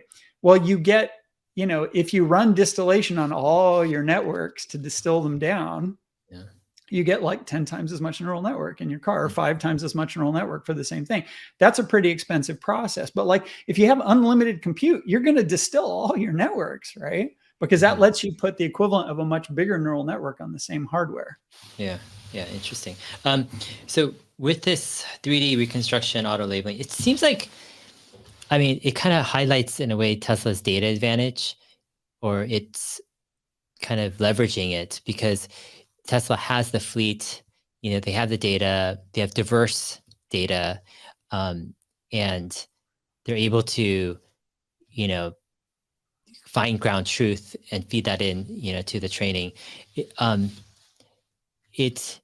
It's interesting, because you would think that, intuitively, like, if there's that, the lead would be kind of shrinking as Tesla, like, because more parties, more businesses, more companies are motivated to try to catch Tesla. But how do you look at it? Is Tesla's lead, do you think, growing in terms of, their goal to generalize autonomy? It's or is an it just exponential lead, right? Is it just so it's hard hard to say, evaluate? If you're 10x ahead, and these are, Tesla's not 10x better on every single dimension. There are all kinds of things that they don't do that aren't as important to them as other people, and other people do those things and put more resources on them and whatnot, right? Like Tesla doesn't spend any time doing sensor fusion with LiDAR, right? It's just like not on their path. So there are lots of dimensions that Tesla's probably not the be all end all of what's going on. If we just restrict ourselves to this data gather, data auto labeling, and that kind of stuff, like, I don't, Google probably has, or Waymo probably has, some automation that they use in labeling data. It's a lot less important to them because they gather a lot less data. So it's probably not, they probably haven't put as much resources into it as Tesla has, and it's not going to be as critical to them. Tesla's data advantage at the fleet, their ability to gather more data, if they're going to use it well, they have to put more resources into doing a good job of labeling it and cleaning it and all that kind of stuff. And so it's very likely that they're ahead of everybody else because it's incumbent on them for the approach that they do to be better than other people. So if we're just talking about that aspect of it, like being able to automatically label, produce really good labels on really large amounts of data, yeah, they're probably way ahead of everybody else. They're probably 10 or 100 times or 1,000 times ahead of the guy that's in place 2. Yeah. So it's hard to say, if Tesla's, if they're 100x the guy in position 2, and they move to 200x, and the guy in position 2, if they double, and the guy in position 2, he can get 10 times better, and he's still fantastically far behind. It becomes hard to make the comparisons because the scale of operation is already ludicrously different in certain respects that are relevant to Tesla. I mean, nobody is now. There are other, Mobileye has a lot of cars out there. I don't know what the character of the data that they gather is, but they have certain disadvantages in gathering tons of data and labeling it and whatnot. They, consistency, they don't have the bandwidth to the vehicles. They don't have control of the vehicle form factor or pattern. There's going to have calibration. They've got a whole, they might gather a lot of data, but it's going to have constraints on it that Tesla's data doesn't have. Mm-hmm. So I would say it's very unlikely that Mobileye, who's probably, I would guess, number 2 in terms of the potential data collection, has anything remotely like this that they're using. The other thing is Mobileye's approach is not as focused on neural networks as Tesla's is. That is, Mobileye does a lot of things that don't use neural networks that are also really important to them, and they use data in a different way. So they're probably not doing this either. Yeah, makes sense. Hey, so another question about this auto labeling. So how does Tesla, you think, select the clips that they choose to feed into this whole, 3D so there's a reconstruction section later in this presentation, which we may never get to. Exactly. That actually, it gives some examples of that, and that might be a better place to talk about that particular question. Actually, why don't we go back to the slides? Why don't we just kind of skip through or briefly go through kind of the remaining slides? So I mean, auto labeling, it's worth spending time on auto labeling because it's really important. I mean, they showed us a lot about their auto labeling. Their auto labeling has really advanced. I mean, that slide where they showed us the 4 different years, those are like night and day different advances in the capability every single year. And they're not done yet, right? It's going to keep growing. Let's see if I can. Okay, so we're pretty much at the end of auto labeling. So they show about auto labeling new trips, which is basically, we have this ground truth, we have a new trip going into it. Now we can push that data back to that trip without having to do the reconstruction. And then this is kind of an interesting thing. They talk about the situation where, this approach that they have, it allows them, I was mentioning before about how like sometimes you want to label stuff that the neural network can't see, because even though it can't see that thing, you want it to know it's there from context. You want it to be able to predict that it's there from context. Like that's useful to the neural network to not be able to do it. Well, one of the ways that you can't see stuff is when the weather changes, dark, foggy, occluded, or rainy, right? These are all situations where stuff that normally you could see, you can't see, or you can't see as well. You still want to be able to label it. And the thing is, these cars that are driving through the dark, foggy, occluded, and rainy situations are driving through situations that other cars drove under better visibility. And so they get the benefit of the better labels from the other cars that drove through the scene on better. And this is especially important because it's frequently the case that the place you most want really good labels is when your visibility is the worst, right? It's hard to get good labels, but that's a place where having a really high quality label will train the neural network to use these secondary or tertiary contextual elements or optical elements to see the thing you want it to see. That is very difficult to extract from first principles from the frame. But if you know it's there because it's part of your ground truth from all of these other trips that you've done, you can label it and you can put a really good label on it. Okay. This is the simulation part. This is they walked us through how they generate scenes for their Unreal Engine simulator that they can also use as a source of training data. Now, simulated training data, it can be super useful. It can provide a lot of sort of diversity that you can't get other ways by gathering data. You have to be really careful with it because neural networks are really good at figuring out that you're showing them simulated data and then drawing different conclusions than they would if the data was real. So, I look at this scene and it's obvious to me this is a simulation. It's a pretty good simulation, but this is, to me, obviously. So how do I know that? The light is a little too flat. The colors are a little too primary. The atmospheric's a little wrong. There's all these very subtle visual cues that you get. Neural networks learn all of that kind of stuff. So you can't use simulated data as a substitute for real data, at least not today. There will be a point where neural networks are good enough to get the gist of what you're trying to get to when you show them a piece of data. They'll be able to extract the abstraction from it and learn from that without having to be optically accurate, but we're not there right now. So because we're not there right now, you have to be careful about using simulation. So typically the thing you do is you mix a little simulated data in with a larger amount of real data so that it doesn't compromise, so that your neural network doesn't start relying on the fact that it knows, oh, this scene is simulated, right? And essentially, if you're driving down the road and the neural network has learned, well, oh, I'm not in the simulation. I can ignore all that stuff that I learned in simulation, right? Anyway, actually, let me do something here just a second. We're running long, so yeah. Okay, so what's interesting and important?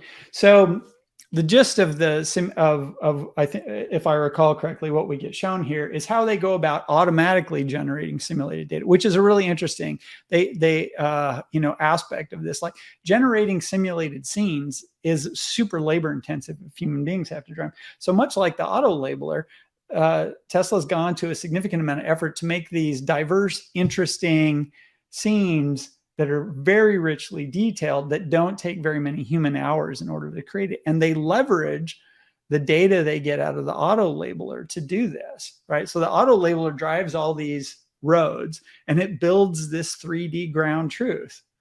Well, if I want to build a model, I can build a thing that basically takes that 3D ground truth and puts simulated fire hydrants and pedestrians and trees and whatever in all the places I want. And then if I want to, I can go through and I can vary the shrubbery, I can vary the line markings or whatnot in order to add diversity to the set and add, simulated but useful amount of diversity to the training data that I have. And this is like where they want to end up. They want to be able to like create these, rich, complex scenes that they can include in their training data. And he's explaining here, we start with these trajectories that vehicles have driven and the ground truth from them. So we have lots of different trajectories. We take those trajectories, what we learned from the auto labeler, and now we can basically fill in details to create a scene. And then in this scene, we can vary environmental characteristics. So we can add or subtract water, change the vegetation, remove cars, pedestrians, atmospheric effects, rain, right? These are all variations on that. They can change the ground truth. Like, on the left here, we have a trend. We have one of those intersection traversal maps that was there. And they can, if they want to, and this was one that they changed, you can see that the sign on the right shows you can go straight. There's a lane that goes straight through and there's one that goes straight and turns right. And on the left, we have the map that goes with that. But you can also change the signage, right? You can say, I want an example of this network where the connectivity is different. And you can change the sign, change the markings on the pavement, change the interconnectivity. And now you have a new sample It's kind of like the real world, that maybe it was an intersection kind that you wanted to have that was underrepresented in your data. And so you decide that you're going to do that. Or maybe you just randomly vary it. I mean, I showed 2 examples here, but in the presentation, he cranks through like 12 ways that they can procedurally vary this intersection to add diversity to the data set. So to go through this quickly, I'm sure a lot of people find this really interesting, but this video is running really long, so I'm going to move a little faster. So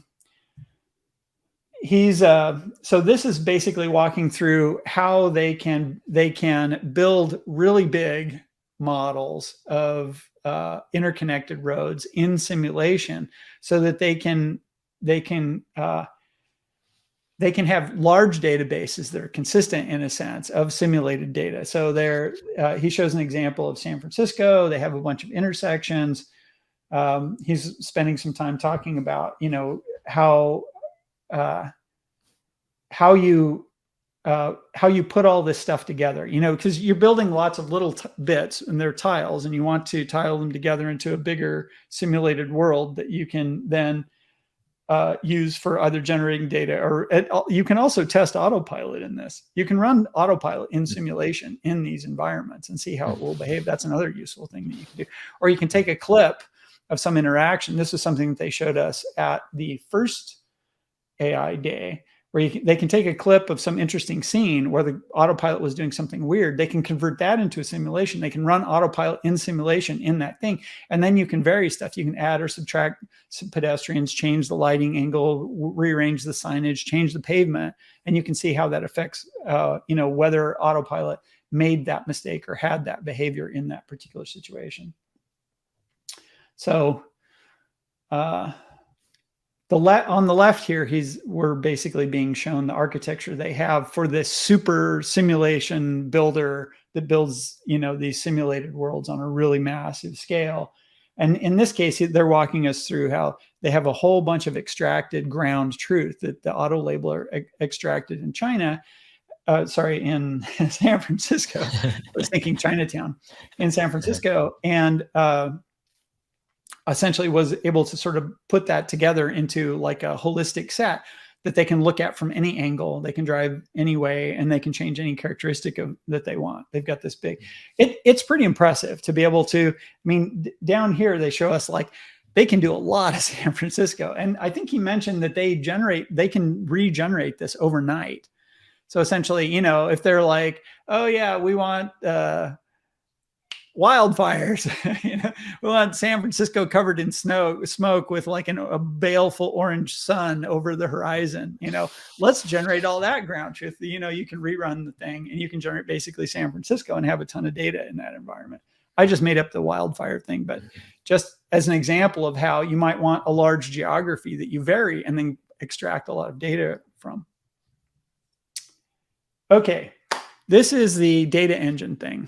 And so you had asked about like, how do they choose what data that they want? And so I think this woman's name is Kim Park, and she walks us through this example. Kate Park, I think. Kate Park. Yeah. Okay. She walks us through this example of like how they select data. So this one is,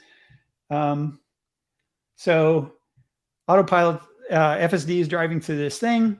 And it labels this car over here on the left stopped for traffic. That's what that thing is. That car's actually parked, right? Now you could look at this scene and you could see how it would be easy to mistake this. In fact, when I saw this the first time, in the first presentation, I thought it was stopped for traffic. It totally looks like it stopped in an intersection, but it's parked there. But that's an error. Like, autopilot should look at this thing and know that that's a parked car. So how do you fix this problem? Well, the data engine has an answer, which is, let's go find lots of examples of where autopilot thought the car was parked, or thought it was stopped for traffic when it was actually parked. And so you can build a trigger where the human team basically looks at this stuff. And for instance, the way you might do this trigger is, say that say that the label changes as the car goes through. Like, you know, a FSD is driving through the scene and it labels the car, you know, parked, parked, parked, or it stopped for traffic, stopped for traffic, stopped for traffic. And at some point it decides it's parked, right? So you push a trigger out to the fleet and you say, send me examples where you thought that it was stopped for traffic, but then later you decided it was parked, right? So you push that out to the fleet and then you get a whole bunch of examples back that meet your criteria for your trigger that you sent out there. So then you'd have human beings go through these and curate them to see, you know, first of all, was it really parked, right? Because occasionally the trigger will misfire. And sometimes the thing you're looking for is kind of hard to specify in a trigger. So you'll send a trigger out that over captures, and maybe you capture, you know, 10 times or 100 times more stuff. And then human beings will walk through that stuff and throw away all the stuff that doesn't actually meet the intent of the trigger. So you'll pull that down. So this slide is they're mining the fleet for examples. They get 13,900 clips for this, right? And I think this line, data alone improves the challenge case, is basically saying, if we just capture this data, we run it through the auto labeler, it's accurately labeled, we add that to the training set, we retrain the network, problem solved, right? So that's not the only way they choose to collect data, but I think the data engine is probably a really large portion, probably the lion's share of new data collection, is them basically saying, here's a problem that we identified. It's a systematic problem that we have at a high enough frequency that we care about it. It's high on our list of things we want to fix. How can we gather more data to train the network so that it doesn't make this error, so that it's more accurate in this particular situation? You go out to the fleet, you get the examples back, you curate them, you auto label them, you use them for the training data, and then you see if it fixes the problem, right? And part of it would be, you can rerun example, like you can rerun autopilot on these raw, all of these clips. You can rerun an auto, you know, they have racks and racks of these hardware 3s that they use for doing regression testing. So you do regression testing and you add these erroneous clips to the regression test and you see, did it fix the problem? And if it does fix a problem, then you push it out to the fleet and maybe you have a monitoring tag on that where it keeps an eye on this thing. It looks to see if you're still getting the erroneous things. And if not, then you say, okay, we solved that one, and you move on to the other problem. And they probably at any given time have tens or hundreds of these things they're simultaneously working on. They're pulling clips on, you know, to build the background, seeing if it fixes the problem, revising, and so on. They spend so data engine perfects network, right? You find the data that you needed to make it better, and you add that to the training corpus, and then things get better. Incidentally, there will also be times when, you know, when they went from the ISP processed video input to the photon count video input. So prior to going to the photon count stuff, the samples they were getting from the field were all ISP post-process video. And so when they decided that they wanted to go to the photon count stuff, they have to recapture all that. So they have to rebuild their corpus from scratch. So that would be, periodically, they probably have these foundational changes they want to make where they're just like, oh yeah, you know, there's this new thing we need, and we need to recapture all of the clips. And for some entities, that might be kind of a disaster. For Tesla, it's just hard work, right? Because their capture system, their ability to ingest, label, and utilize data, because it's constantly growing, their ability to rebuild it, quickly, it grows and grows also.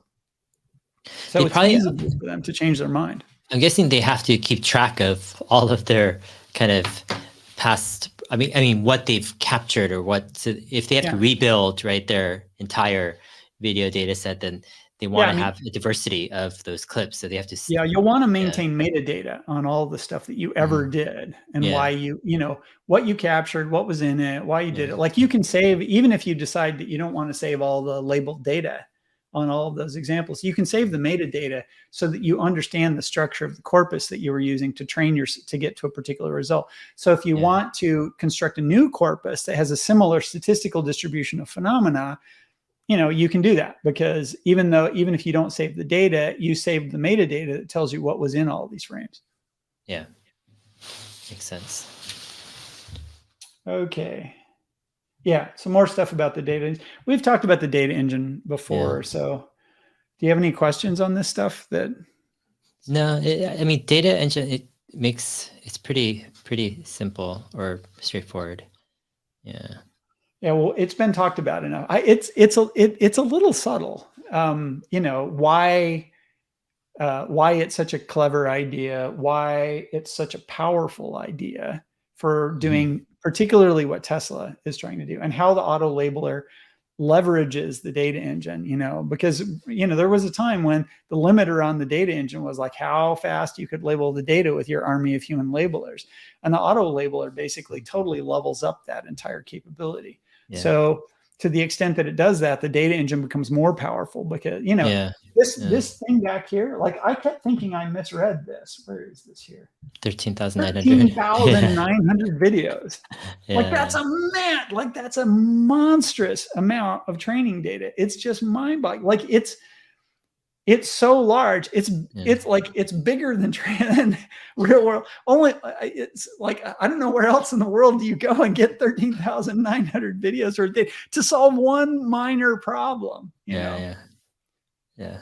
So like it's just like their data generation, labeling, ingestion capacity. It is just like unreal. Yeah, I mean it's interesting because a few years back they would send out triggers, get videos, but you'd have to have like human labelers, like dissect this, and it would just take a lot more time probably than now.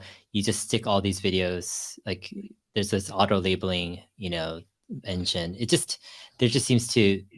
They seem to be making use of the data, in a productive manner. Yeah. Well, and I think, to me, like I don't know if I'm the target audience for this kind of stuff. I kind of understand a little bit of the implications of what is going on. Like this is the money shot of this one, right? Like 13,900 videos, like, oh my God. Like if you know what goes into a clip, this is like this videos, even if it's only 10 seconds times 39 frames times 36 frames per second times 8 cameras, right? It's 39. It's like 4,000 frames of video, for each. Is that right? 4,000.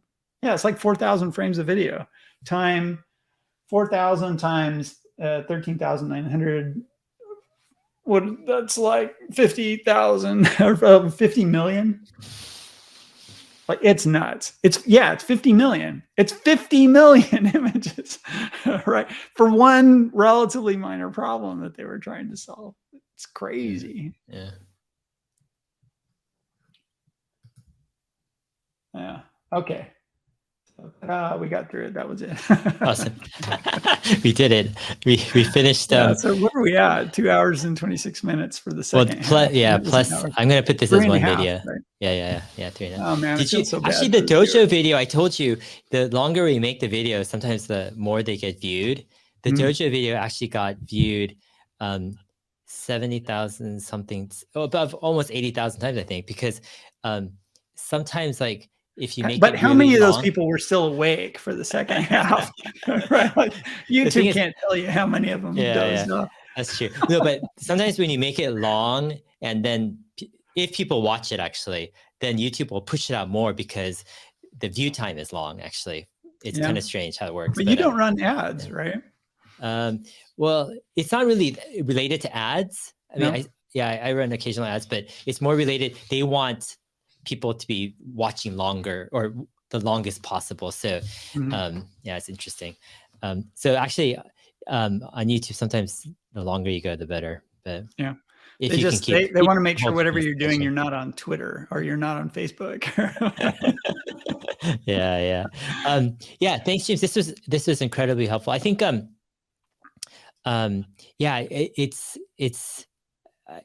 it reinforces, I think, every time I dive into this with you, it just feels like Tesla is doing the right things. They're pushing things forward. They're making choices that make sense, with whether it's hardware approaches or software data. These things actually, and they work together. There's synergies between, a lot of these different, parts of the puzzle. They're what they do technically makes more sense to me than like any. every other entity that I've observed, every other corporate entity at scale, you always see a certain amount of like nonsensical BS, which is probably driven by, all kinds of non-engineering, not making the product better, not being more efficient, not moving faster, kinds of decisions that come out of it. And like Tesla, they're like the only entity where that just doesn't seem to happen. No matter how big they get, they don't start doing stuff that doesn't make sense from an engineering standpoint. Yeah.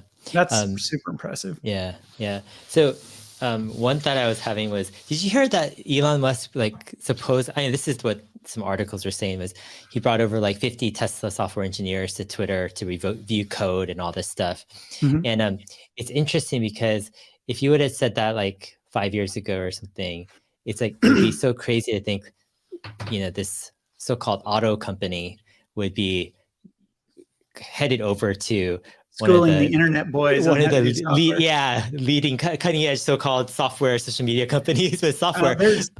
There's all, it could be that he just wanted a code review by some people he trusted and who he understood and who knew what he wanted. And so he just had him walk through the system. It could be he wanted architectural opinions. Yeah.